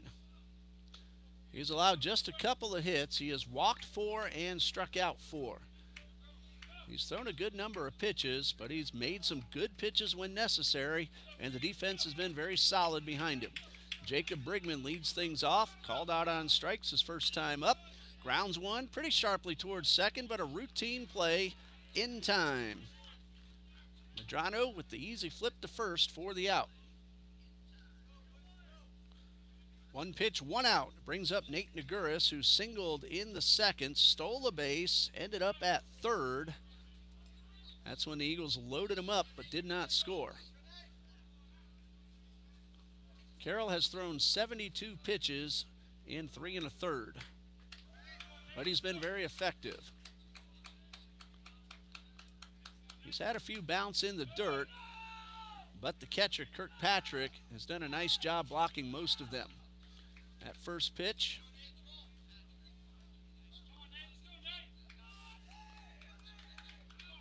And that one missed for a ball. The 1-0, swing and a miss. Ball had a lot of movement to it. Ball and a strike.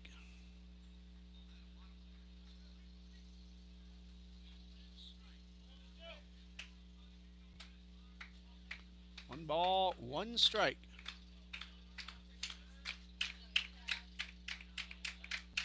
Long look in by Matt Carroll. Now ready. The 1-1. A high pop up near the dugout and into the Bruins bullpen. And no, he didn't make the catch. Doesn't count because the ball is out of play. But catch not made in the bullpen.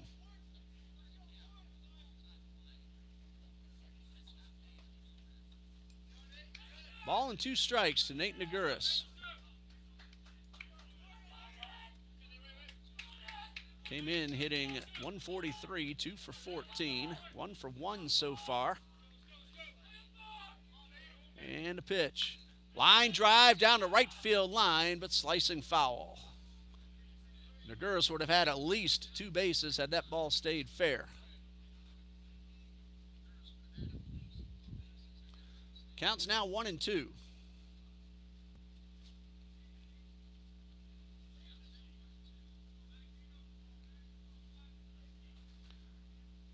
Eagles thought they had scored a run in that second inning, but a ball down the line by Ryan Ongst was called foul.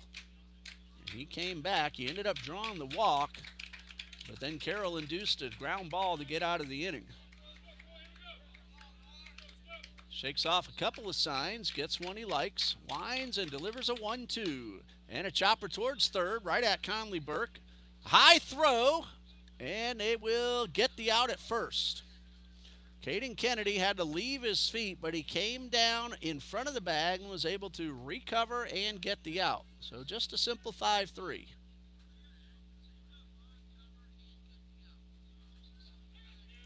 Two outs, bases empty.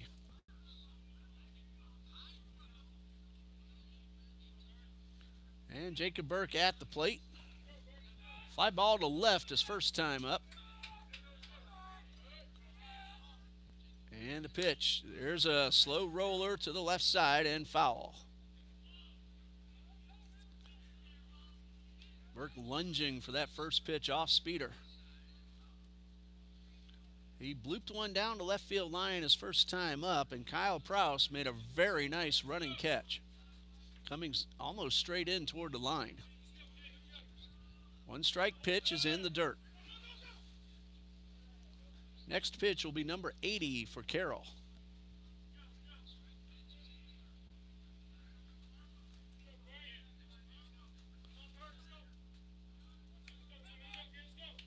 One ball, 1 strike.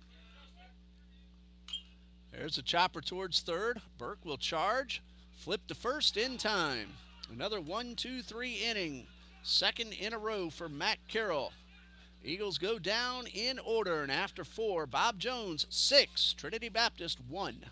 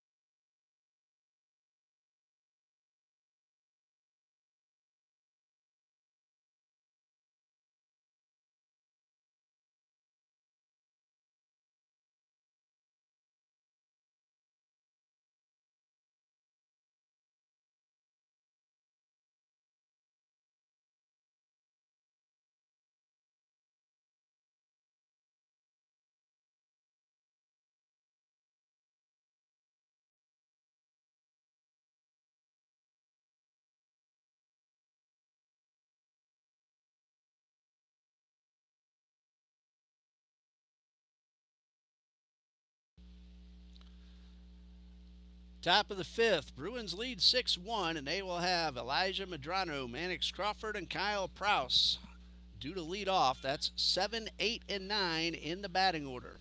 Game 2 will start about half an hour after this one ends. We'll stop the feed and start up a brand new one just as Game 2 is ready to begin. Tomorrow morning, 11 a.m., 1 9-inning game. We plan to have video, very likely not announcing because I'll be doing basketball for the Eagles. Swing and a miss on the first pitch. Andrew Moeller on the mound for TBC.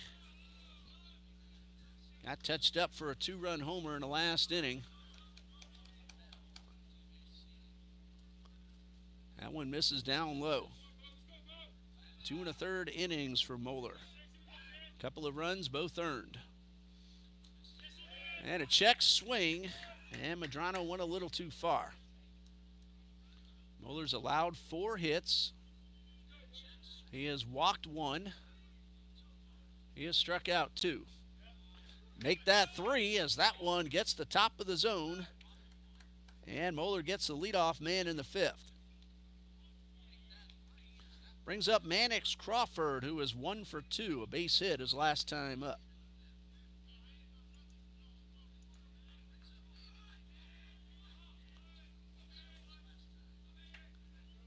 Crawford now 3 for 12 on the season. Check swing at a slider, and he went around. Mannix Crawford is a freshman from Leland, North Carolina. Takes strike 2. Was 2 for 3 in the final game of the series against Ohio Christian. Drove in a run in that game as well. Larson Lott and Andrew Moeller both thought they got strike 3, but the umpire did not agree. Lott was ready to throw the ball around the horn. It's a 1-2. Moeller winds and delivers. And that one got away from him. Misses up and in for ball 2.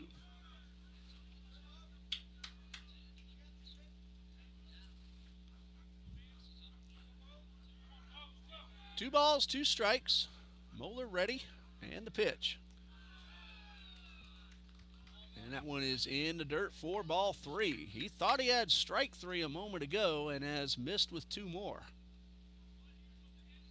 1 out, bases empty, top of the 5th. Of course, in a 7-inning game, we're now getting toward the latter portions. There's a ground ball past Moeller. Naguris bobbles, throws, not in time. That'll be an error on the second baseman.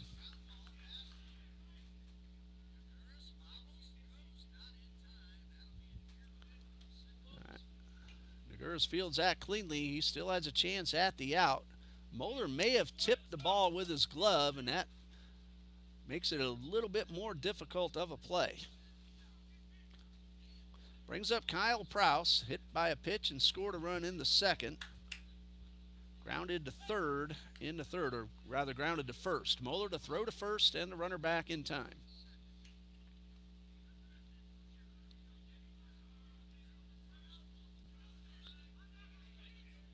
Decent lead off first, and another throw over. Runner's back.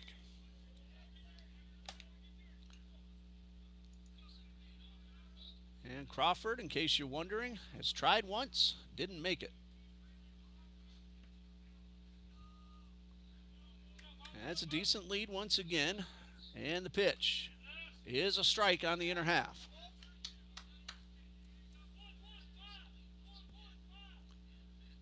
Kyle Prouse looking to at least advance the runner. Had a 2 for 5 game against Ohio Christian, drove in a run. There's a high fly ball, right center field. 2 men are giving chase. That ball's on the ground. That's a base hit. A runner around second. He will come to third. And Prouse advances the runner not just to second, but all the way to third. And a pretty good read by Crawford. He knew that even if the ball was caught, he'd have time to get back, so he was able to get 3/4 of the way and then end up at third as the ball hit the ground. That's a base hit for Kraus. Runners are at the corners. 1 out for Sam Gonzalez. No word of who will pitch for either team in Game 2 or tomorrow. A lot of room in the gap in right center for Gonzalez.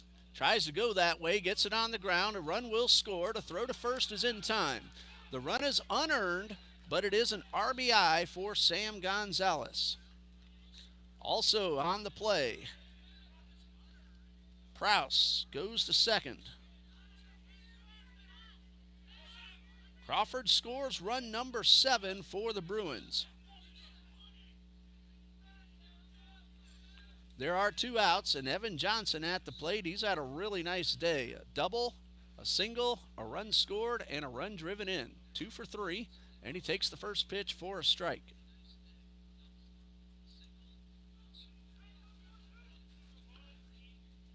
Moeller trying to straighten that runner at second. 1 run is in. There's a ground ball hard, but foul down the left side.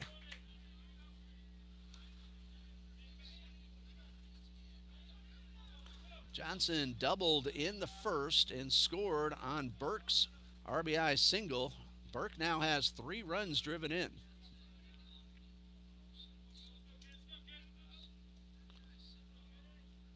And the pitch, a high pop-up as Johnson lunges for it. Lott over to give it a look, but it's out of play.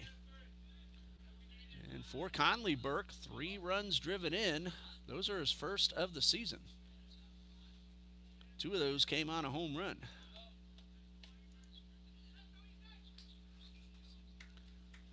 No balls, 2 strikes to Evan Johnson.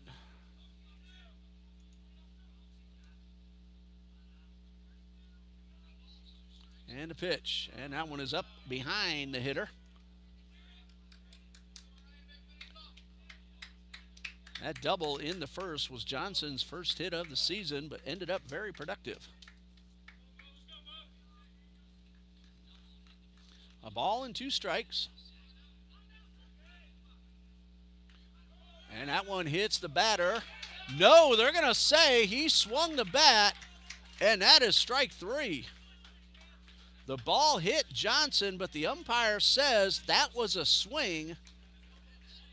And Moeller is out of the inning.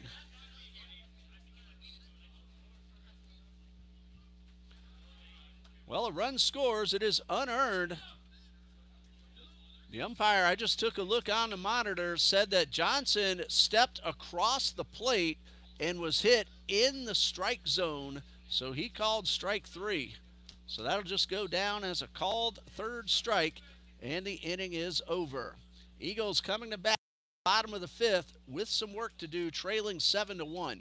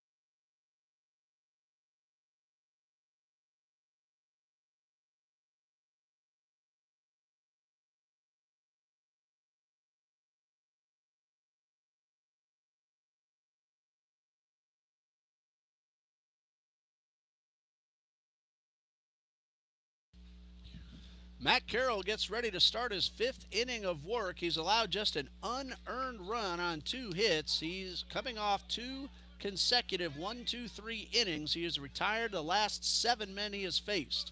Logan McGann will try to break that string, leading off the 5th. 1-2-3 in the order. McGann chases the first pitch and fouls it off. McGann, Ongst, and Williams for the Bruins. A run in the first, 3 in the second, 2 in the 4th, and 1 in the 5th. They have hit 2 home runs. Cody Kirkpatrick and Conley Burke. Eagles got their only run so far in the first inning. They're going to check the swing, and a swing is called, and McGann can't believe it.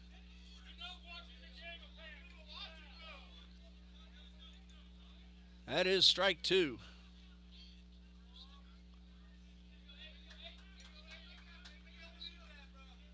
Umpire missed that one. McGann definitely held up. Good thing about YouTube, I can back it up and take a look. McGann didn't even get the bat halfway across the plate. He chased that one in the dirt. It was held on, and they're going to have to throw to first. The ball hit the dirt, and they get the out. Now McGann is saying that he foul tipped. The ball hit the dirt. The umpire says no, and Coach Broden wants an explanation. And now the umpires are going to talk across the field.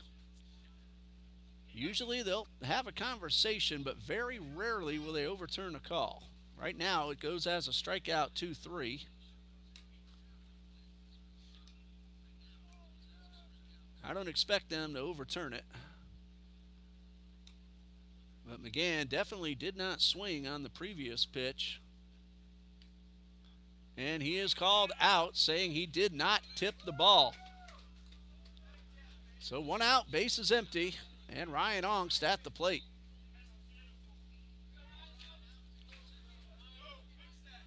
And Ongst is 1 for 1 with a stolen base and a run scored. Drew a walk his last time up. And the first pitch is outside. Matt Carroll is now retired 8 in a row. Lights are now on, not having much effect as Ongst fouls this one off to the left side. That's more for a little bit later on.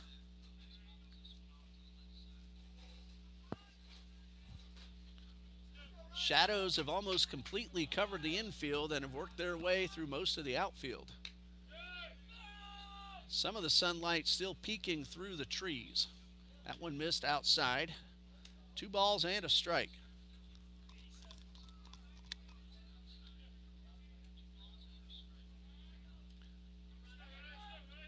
One out, bases empty, and the pitch. And that one cued right off the end of the bat and foul.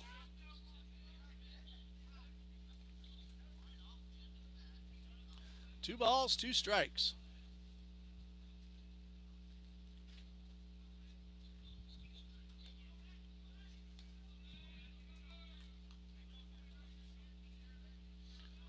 Ongst digging in.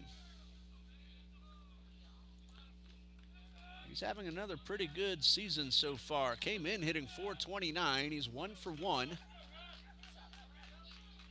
And a pitch. Strike called, and that retires the side, or no, that's out number 2.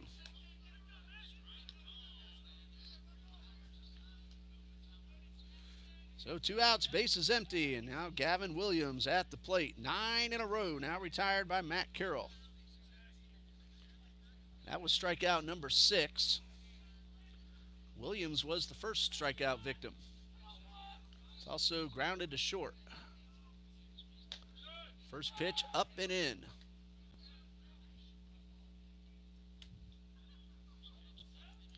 So a couple of questionable calls against both teams in the last inning. And a pitch. And that one gets by. Williams just did duck out of the way. We had a batter hit, but the umpire said that he stepped across the plate and the ball hit him in the strike zone. And now we have Coach Morrison wanting to know if the ball may have hit the bat for a foul ball. Umpire says no. And then we had some controversy about McGann, whether or not he tipped the ball. Umpire said no, so he was thrown out on a strikeout 2-3. Gavin Williams ahead in the count, 2 balls, no strikes. Carroll delivers. And that one is down in the dirt, but Williams couldn't lay off, and it's 2-1.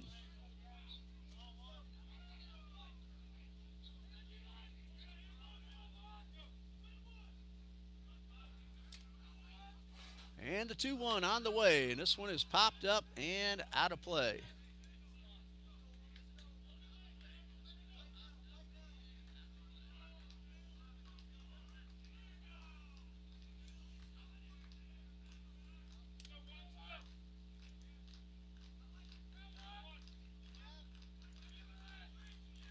Two balls, two strikes.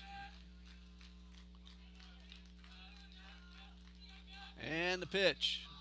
Strike three called, and Matt Carroll has struck out the side. 10 in a row retired by Carroll. We go to the 6th with Bob Jones leading 7-1.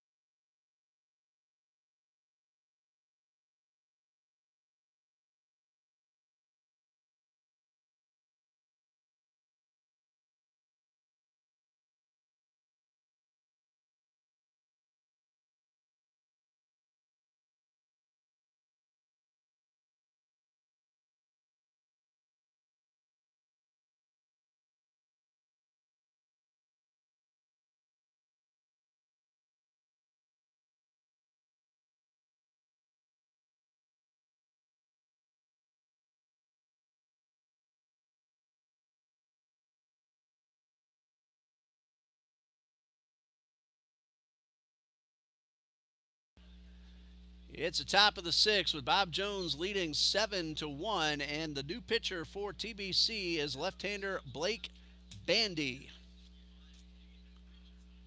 a freshman from Hernando Christian School in Brooksville, Florida. He makes his second appearance. He has a win already with just 1 inning pitched. He allowed 3 hits in that appearance, but picked a runner off, and that helped him get out of the inning and end a threat. And he ended up the winning pitcher as TBC came back to defeat Florida National University in Game 1 a couple of weeks ago. He's going to face Conley Burke, Caden Kennedy, and Mac Carroll. Bruins lead 7-1.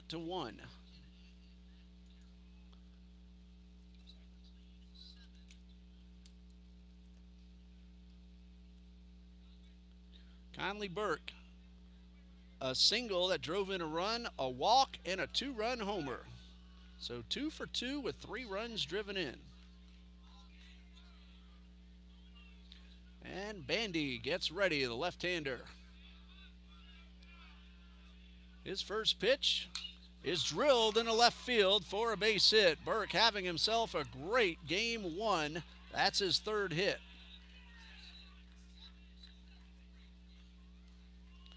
Brings up Caden Kennedy, who has a base hit in 2 official at-bats. He brought home a run with a bases-loaded walk in the 2nd. So he has an RBI to his credit. 1 pitch and a runner at first for Bob Jones.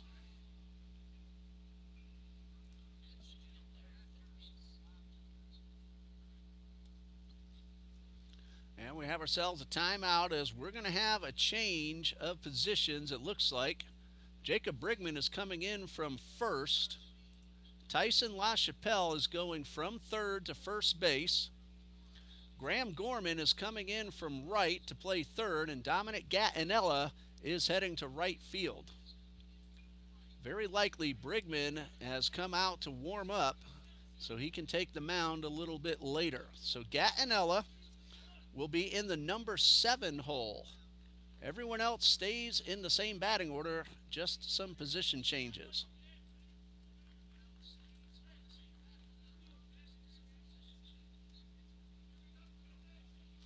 Runner at first, nobody out. Burke, 1 pitch, a base hit in the left. Kennedy takes the first pitch in the dirt. That's ball 1.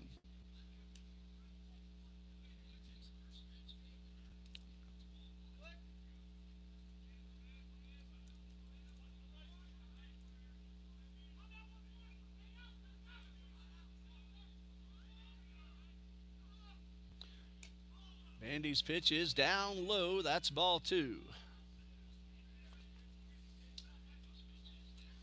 2 balls, no strikes.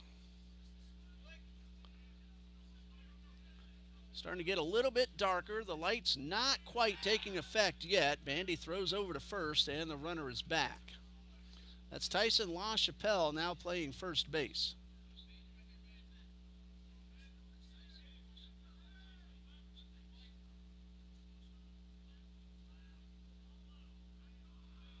And the pitch, a high fly ball towards center. Burke back near the warning track. Plenty of room, and he makes the catch.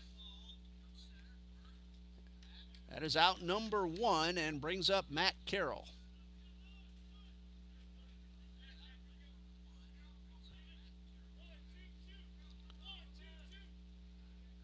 And at the plate, Carroll, no hits, but he's done a great job on the mound. He has struck out twice. Nothing out of 3 so far. Drilled one that was caught on the warning track his first time up, and pops this one up and out of play.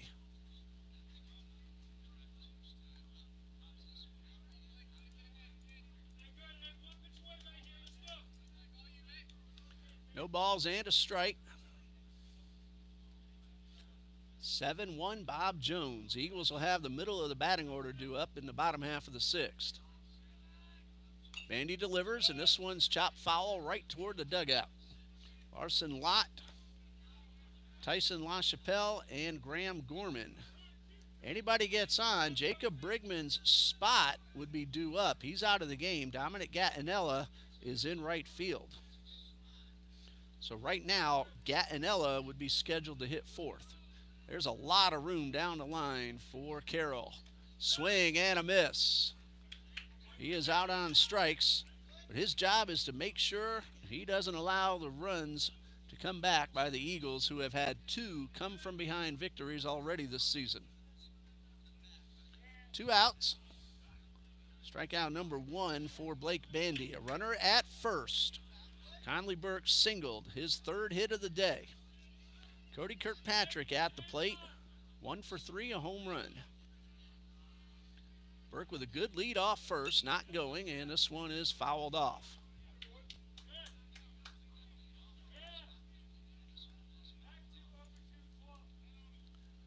Conley Burke came into today's play. Nothing out of 1 in stolen base attempts. He's not tried one today.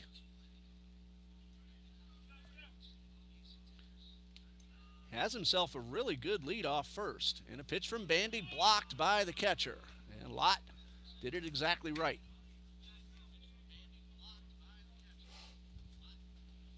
One ball, 1 strike.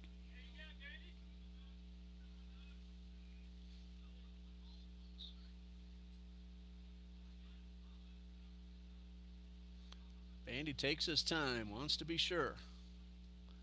And delivers. And a hard ground ball, but pulled foul.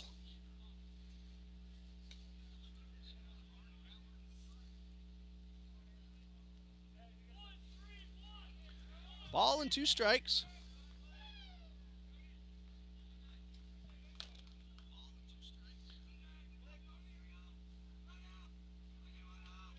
Bandy checks that runner at first. And delivers a 1-2. High fly ball, left field, should be playable. Gavin Williams in the gap, makes the catch. Side retired. Ball hit really well by Kirkpatrick. But Williams is able to make the play. Bottom of the 6th coming up. Bob Jones leads 7-1.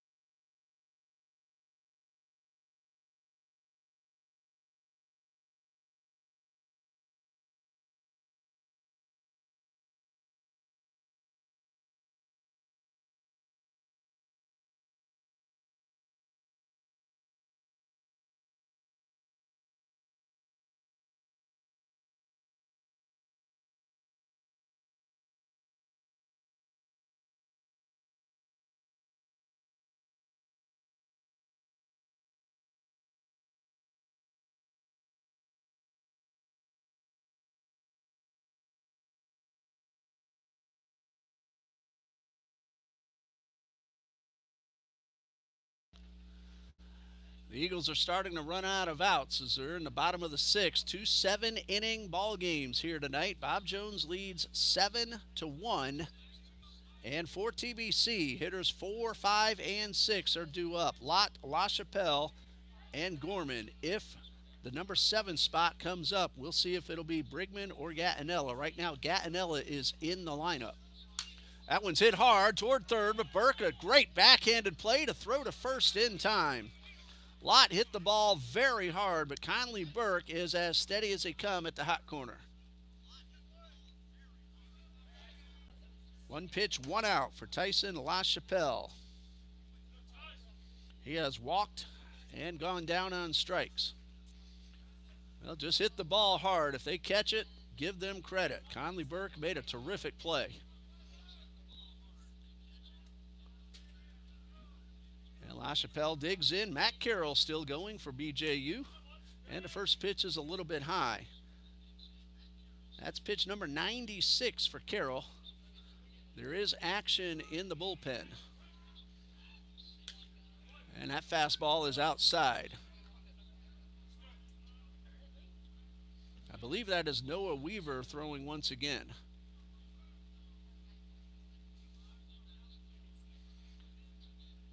Two balls, no strikes to LaChapelle, and the pitch is in the dirt.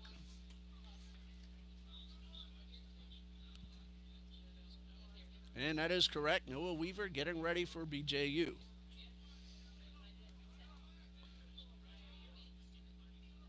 And Carroll ready. Here's the pitch. And that one is in there for a strike. Counts 3-1. And now is pitch number 100 for Carroll. And it is strike 2 at the top of the zone.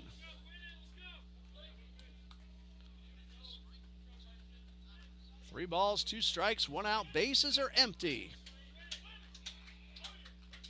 Carroll delivers. And ball 4 will put LaChapelle at first. Walk number 5 allowed by Matt Carroll. Looking for his first win of the season. No decision entering play today. He has a 6-run lead. Graham Gorman is ready to swing the bat. He has popped up and struck out. Gattinella has a bat in the on-deck circle. And time called. First trip to the mound for Bob Jones. And that may be it for Carroll. Coach reached for the ball, then pulled his hand back, and now they're just talking, so maybe Carroll will get an opportunity to finish the inning. We'll see. Carroll starting to shake some hands. Still no indication just yet. And now they're going to make the call. Noah Weaver will come in. We'll tell you about Noah Weaver when we come back in just a minute.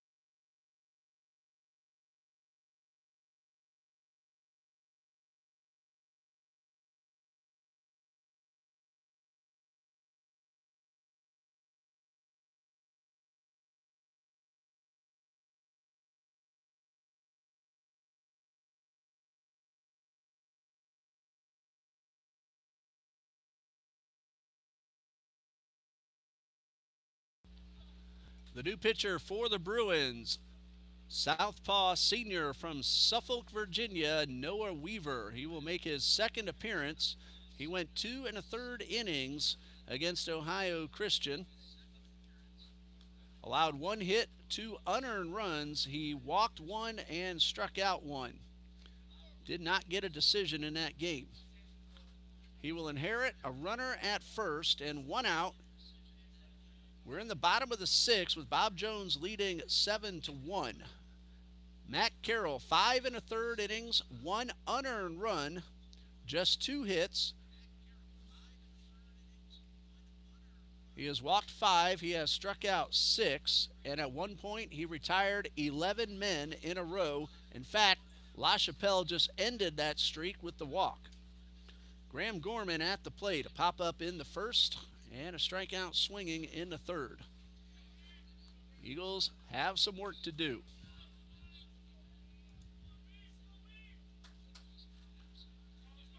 One out. Runner at first. Weaver checks that runner and delivers. And a breaking ball misses up and away.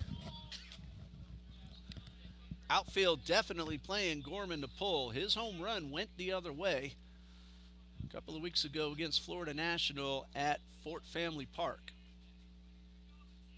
And Weaver delivers and gets that one to catch the outside corner. It's a very different look. Carroll threw hard.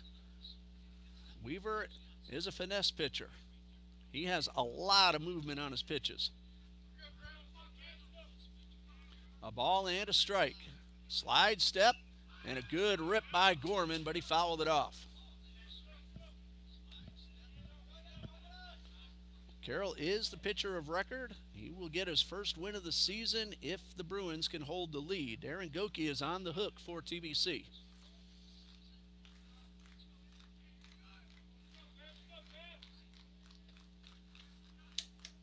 A ball and 2 strikes. And the pitch is up and away. Not a save situation for Weaver. He came in with too big of a lead.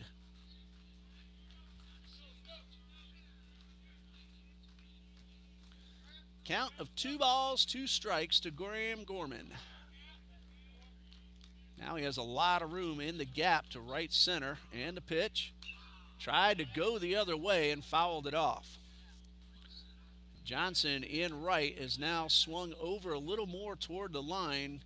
He was closer to the line that would connect second and third base when this at-bat started. But now he has reduced some of the room down that right field line. That opens up the gap in right center.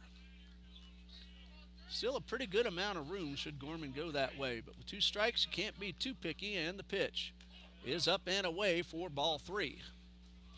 Nobody throwing in the Bruins bullpen. Just in case you're wondering. Of course, again, I have no view of the Eagles bullpen.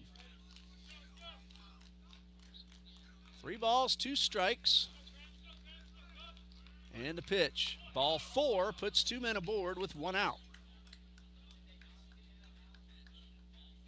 So Weaver walks the first man he faces.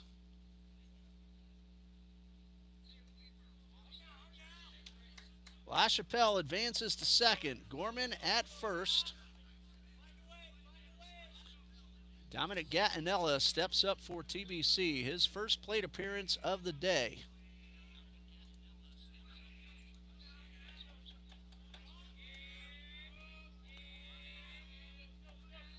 Gattinella has scored 6 runs, mainly as a courtesy runner and pinch runner. He takes the first pitch down low.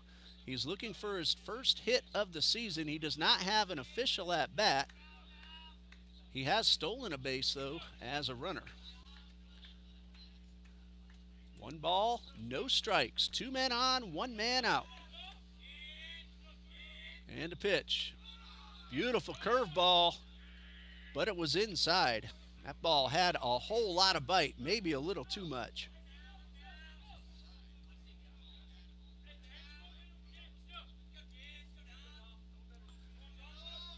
Two balls, no strikes. Gattinella looking for one he can drive.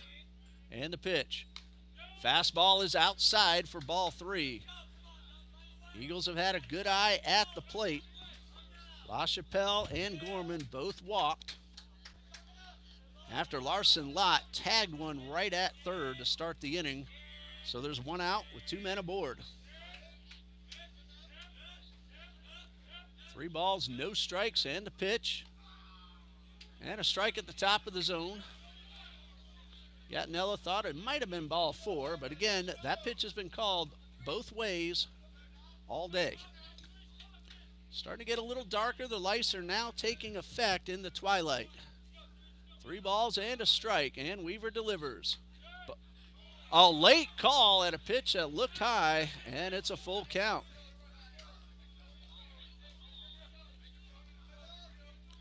Gattinella did not like it. Count is full. Pitchers know that ball's getting called. They'll stay up there, and Weaver delivers, and a big swing and a foul back. That ball was at the same spot of the zone, and Gattinella, knowing that strike zone's been called, had to go for it, put a good swing on it, and fouled it back. 3 balls, 2 strikes, 1 out. The gap is in right center. Payoff pitch. Ball 4 in the dirt. The bases are loaded. 3 consecutive walks. 1 from Carroll, 2 from Weaver. Eagles have something brewing, and Nate Naguris at the plate, but he'll have to hold off for just a bit as we have a conference on the mound. We'll pause here. We'll be right back.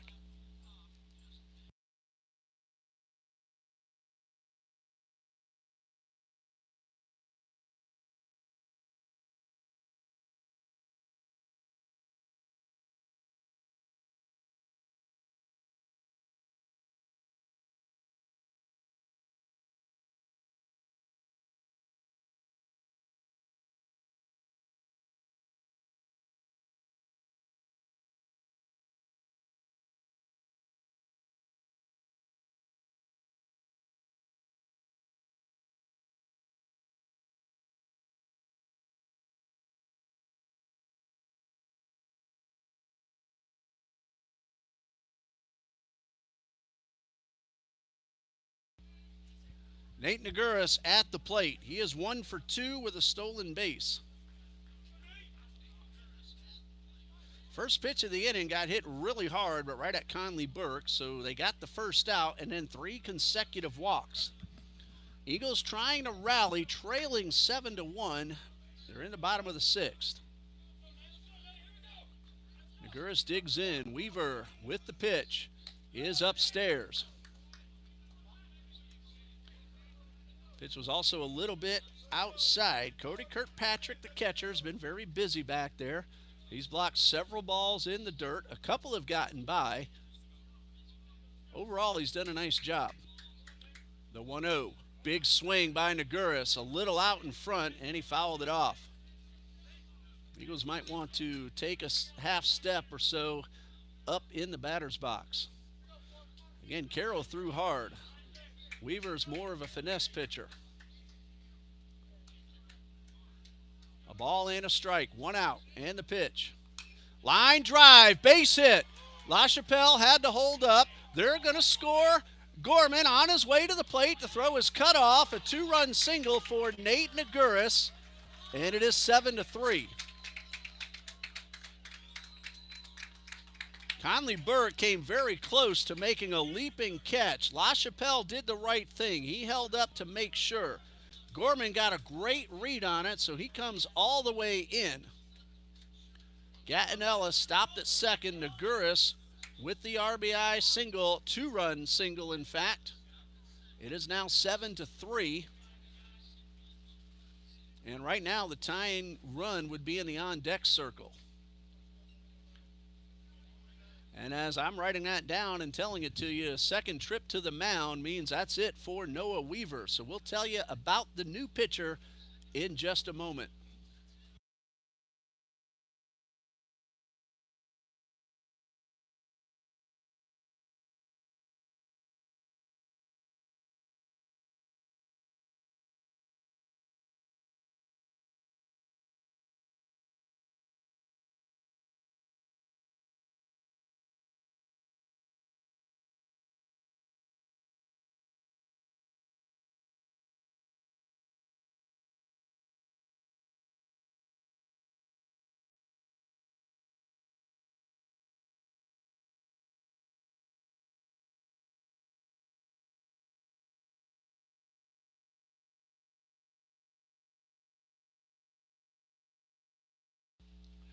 The new man on the mound for Bob Jones University, sophomore Jason Quillen from Greer, South Carolina.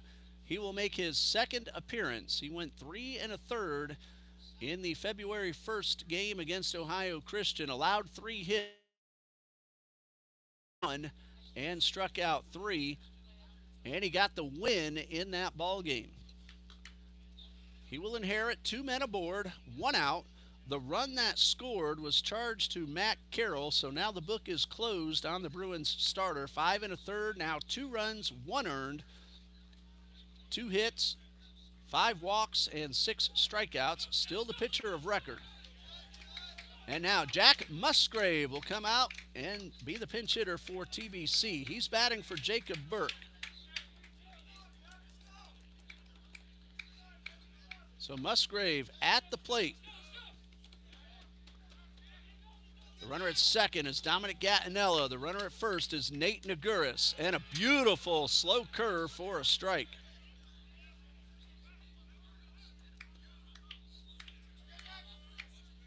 Jack Musgrave, nothing out of 1 so far this season.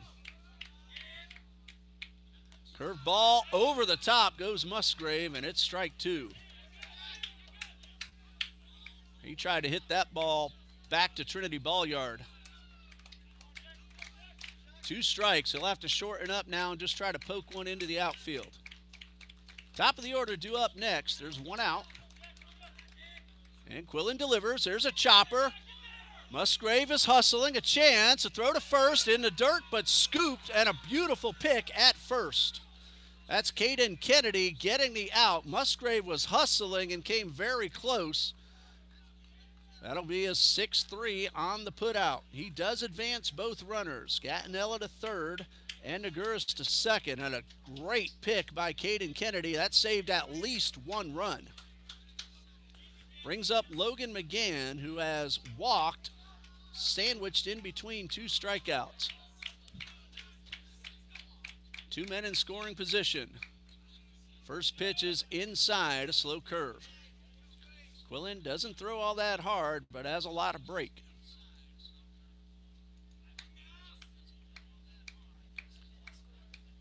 Takes a long look in. He has 1 job. Get Logan McGann out.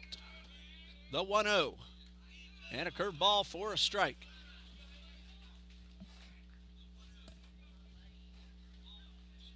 Ryan Ongst on deck, hoping for a chance with some runners on base. Time call. McGann just wants to adjust that batter's box. Now he's ready. The count is 1-1. 2 runs are in. And the pitch is high on the fastball. First fastball that Quillen has thrown. 2 balls and a strike, 2 outs. Runners at second and third.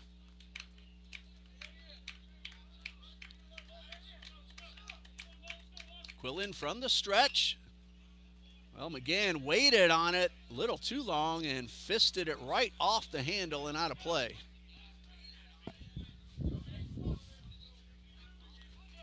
Two balls, 2 strikes. Eagles trying to mount a rally. They have scored 2. It's 7-3. A base hit very likely would score 2. Line drive into right, but that's going to stay up and be caught. It went directly at Evan Johnson, who took a few steps in and made the catch. Logan McGann hit the ball right on the button, but tough luck as he lines out to retire the side. The Eagles get 2 runs on the base hit from Nate Naguris. Leave 2. We go to the 7th. Bob Jones leads it 7-3.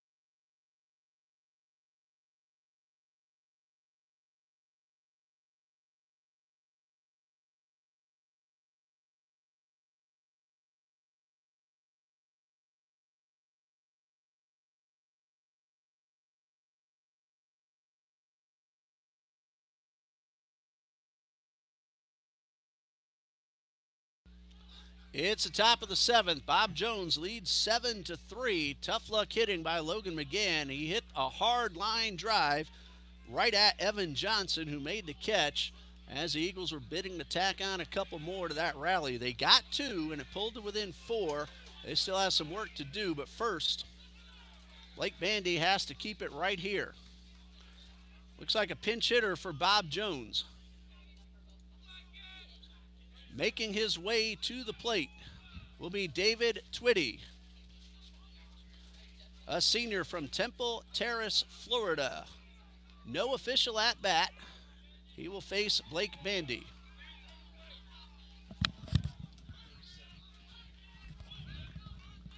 And the first pitch is low.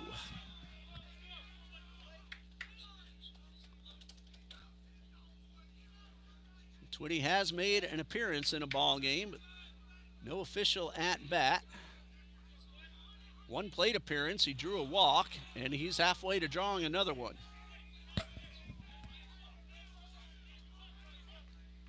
Two balls, no strikes. Blake Bandy trying to keep it right here at 7-3 and give his offense one last opportunity. And a pitch, swing and a miss, a good fastball.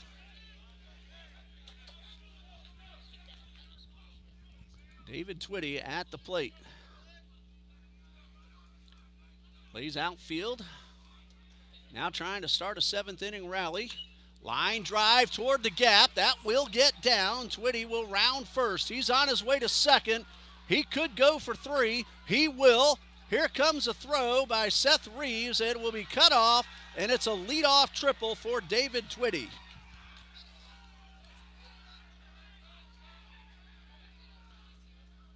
So Twitty starts it off, batting for Elijah Medrano with a triple into the gap. That's his first hit of the season.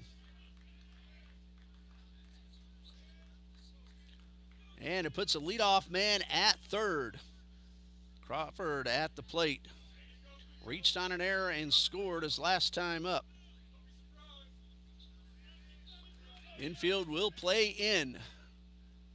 And Bandy's first pitch, he got a big break. That pitch was high. Called a strike. It will be 2-3-4 due up for TBC, Angst, Williams, and Lott. But first, they have to keep that runner at third. And a one-strike pitch is up and away.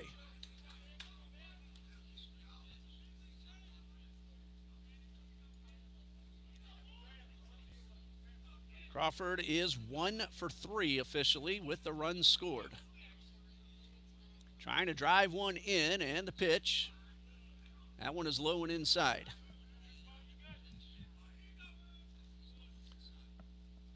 Lead off triple by David Twitty.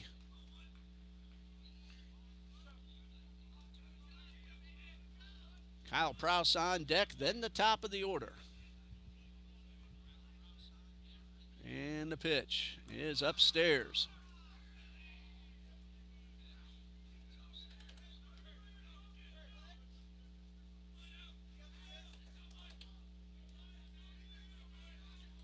Three balls and a strike.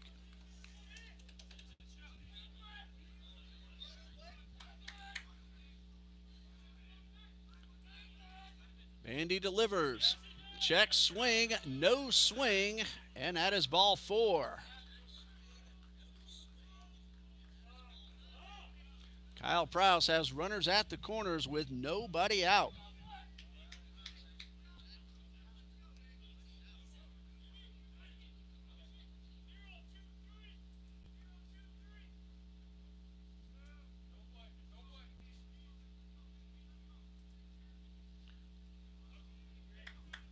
Larson Lott delivers the first and third signals.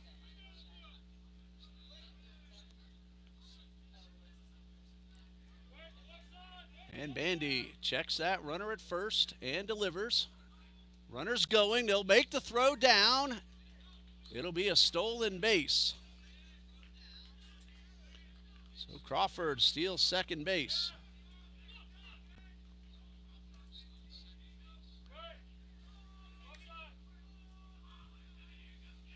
So 2 men in scoring position and nobody out for Kyle Prouse.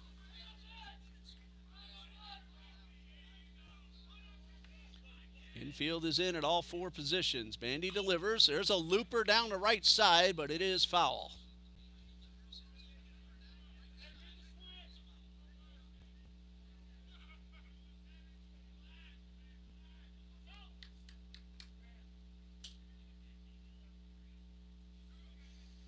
Jason Quillen just checked it over. He came in with the tying run in the on-deck circle. So right now, he would qualify for a save if he can get the Eagles out in the bottom of the seventh. Strike two is called at the knees. Kyle Prouse looking to drive in two more. Ball and two strikes and the pitch. High pop up right down the line. Gattinella will make the catch. And a strong throw to the plate that got away from Lott. However, Twitty taking no chances. That wasn't hit all that deep. He did not go. It was a good throw, but Lott had a little trouble holding on. One out. Top of the order due up, Sam Gonzalez. He has scored twice. He has brought home a run with a ground ball. Officially, he is 1 for 3. Has a hit batsman and a double to his credit. Infield remains tight at all four positions.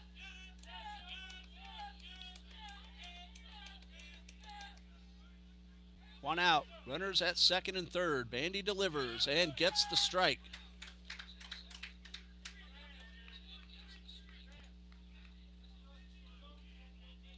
Bandy an inning and a third so far.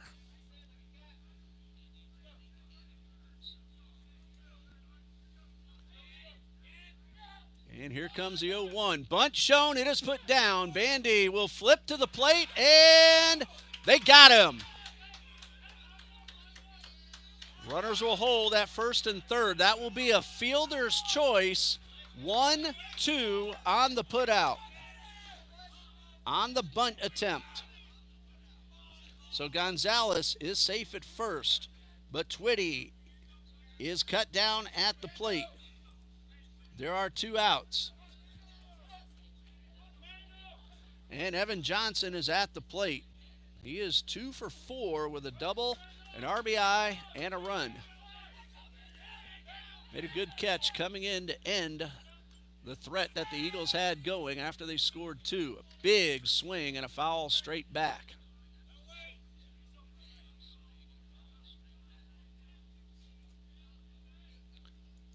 Evan Johnson, a sophomore from Wilkesboro, North Carolina.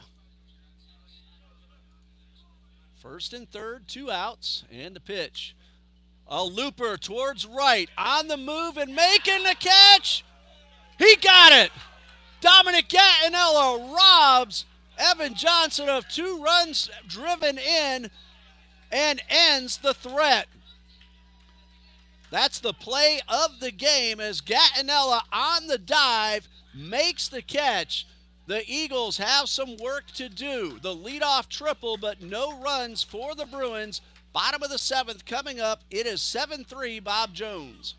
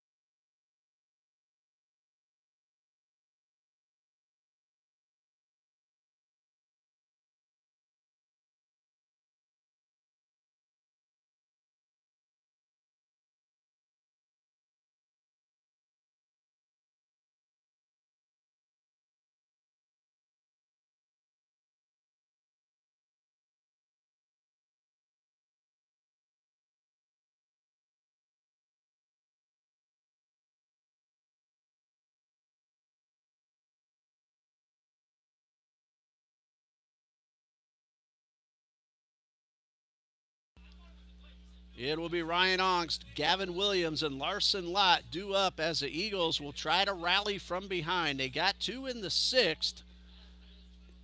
And a ball driven hard at Evan Johnson stopped two more from scoring. So Ryan Ongst at the plate. Quillen delivers. There's a chopper off the glove. A high hopper into left field. That's going to be a base hit for Ongst. He hit it hard, and that ball took a major hop on the shortstop, Mannix Crawford. Good start to the inning for TBC.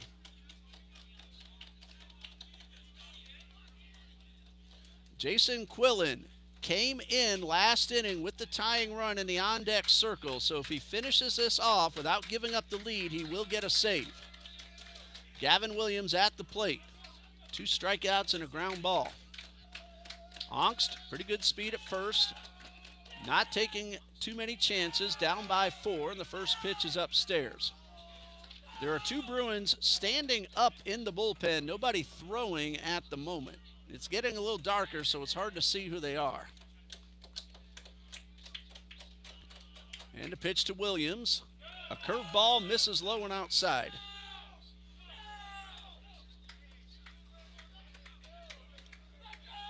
Larson Lott on deck, followed by Tyson LaChapelle. Nobody out, runner at first, and a pitch. A fastball for a strike. Eagles have pulled 2 in each doubleheader game 1 that they've played so far. They've come from behind twice. They're trying to do it a third time, and the pitch is in the dirt. Ongst again, not taking chances. Eagles need those base runners.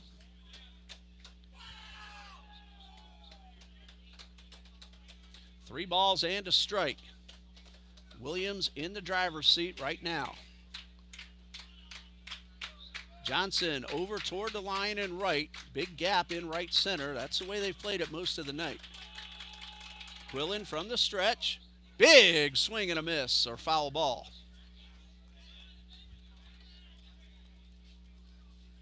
Eagles do need a couple more base runners to bring the tying run to the plate.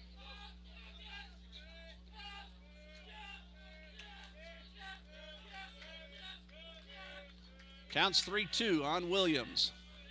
Ongst does not go, and another big swing and a foul back. Williams might have pulled his head just a bit on that one.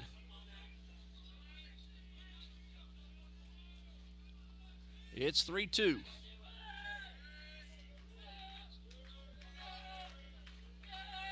Ongst a modest lead at first. Quillen from the stretch delivers. Ball 4 is high, and the Eagles have the first 2 men aboard.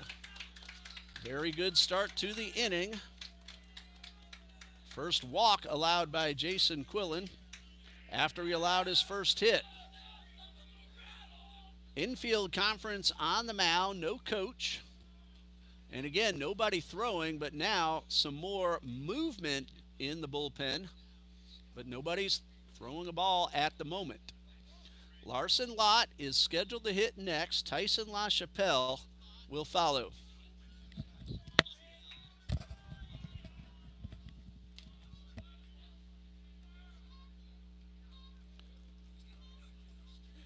And now there's a man starting to soft toss in the bullpen. And it's a little dark, so it's hard to see who it is.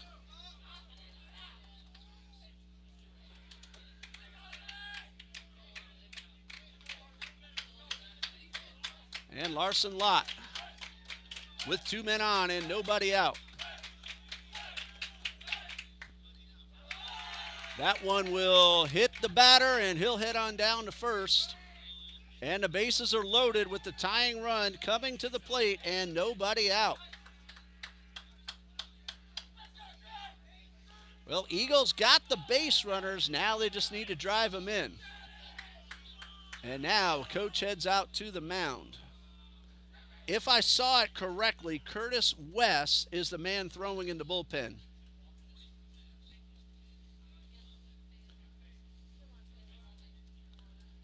Okay.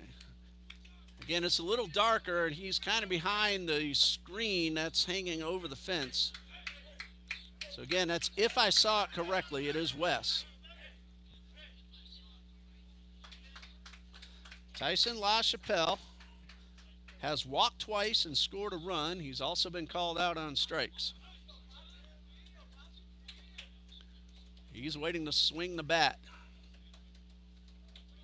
Bob Jones got a run in the first, 3 in the second, 2 in the fifth, and 1 in the sixth. The Eagles got 1 in the first and 2 in the sixth. Tying run at the plate.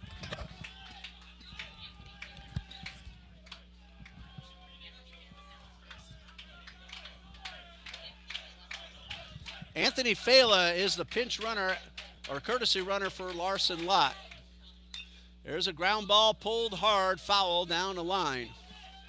I was watching the bullpen. I did not see Fela come in as a courtesy runner.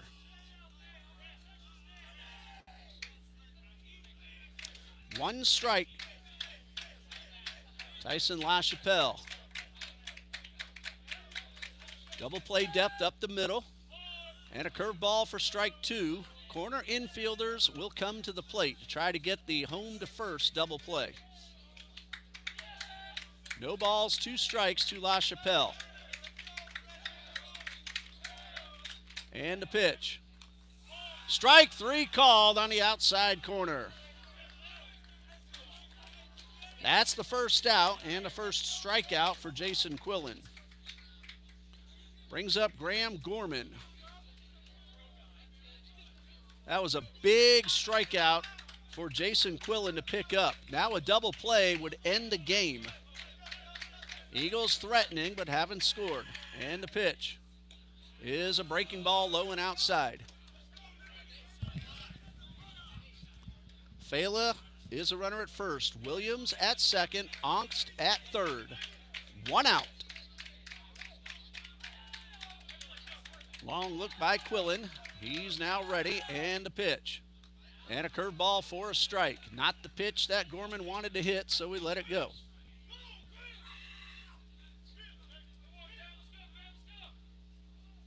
Like Weaver, Quillen has a really nice slow curve with a lot of movement.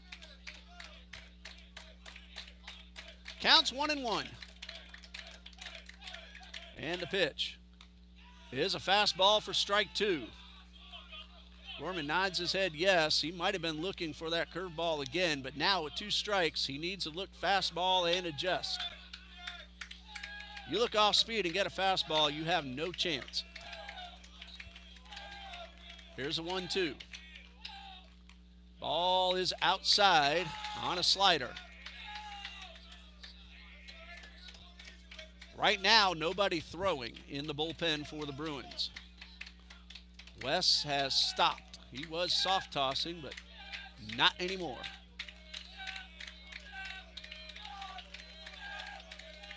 Quillen delivers. This one's in the dirt and blocked by the catcher. Not only would a wild pitch score a run, but would remove the double play. At least the ground ball double play. That was a big block by Kirkpatrick. Busy man back there in game number 1. We still have another one to follow. 3 balls, 2 strikes, and the pitch. Got him swinging. Quillen reached back and threw his best fastball of the night, and he is 1 out away from ending this threat. He'll deal with Dominic Gattinella, who walked in the 6th. Gattinella also made that diving catch to end the top of the 7th. He's the tying run at the plate, and he takes the first pitch upstairs. Matt Carroll, the pitcher of record for BJU, Darren Goki for TBC. Quillen would earn a save. 1 ball, no strikes, and a fastball's in there for strike 1.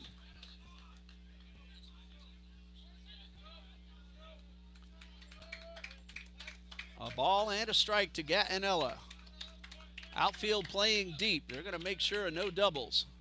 And that ball's in the dirt, blocked once again by Kirkpatrick.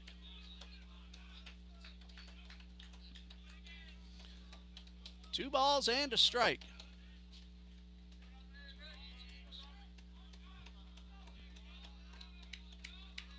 A long look by Quillen. And the pitch. Line drive, one hopper on the ground. They're going to get the out at second. And that's the ball game. A fielder's choice 4-6 on the putout to end the ball game. The Eagles got what they needed, the tying run to the plate, but then 2 strikeouts and a nice play at second base to end it. Final score, Bob Jones University 7, Trinity Baptist College 3. The Bruins are now 2-2 on the season and 1 win, no losses in South Region play. Trinity Baptist is now 4-2 overall, 2-1 in the South Region. The winning pitcher, Mac Caro, 5 1/3, 2 runs, 1 earned, just 2 hits. He walked 5 and struck out 6. Darren Goki takes the loss for TBC, an inning and 2/3 and 4 earned runs. Jason Quillen will get his first save of the season. He did allow a hit and a walk and a hit a batter as well, but then 2 strikeouts and the ground ball to end it. So game 1 is in the books. We'll stop the feed now, start up a new one in about half an hour as game 2 between the Bruins and the Eagles gets underway. You're watching TBC Eagles Baseball on the TBC Eagles Sports Network. I'm Ray Bureau. We'll see you in about half an hour.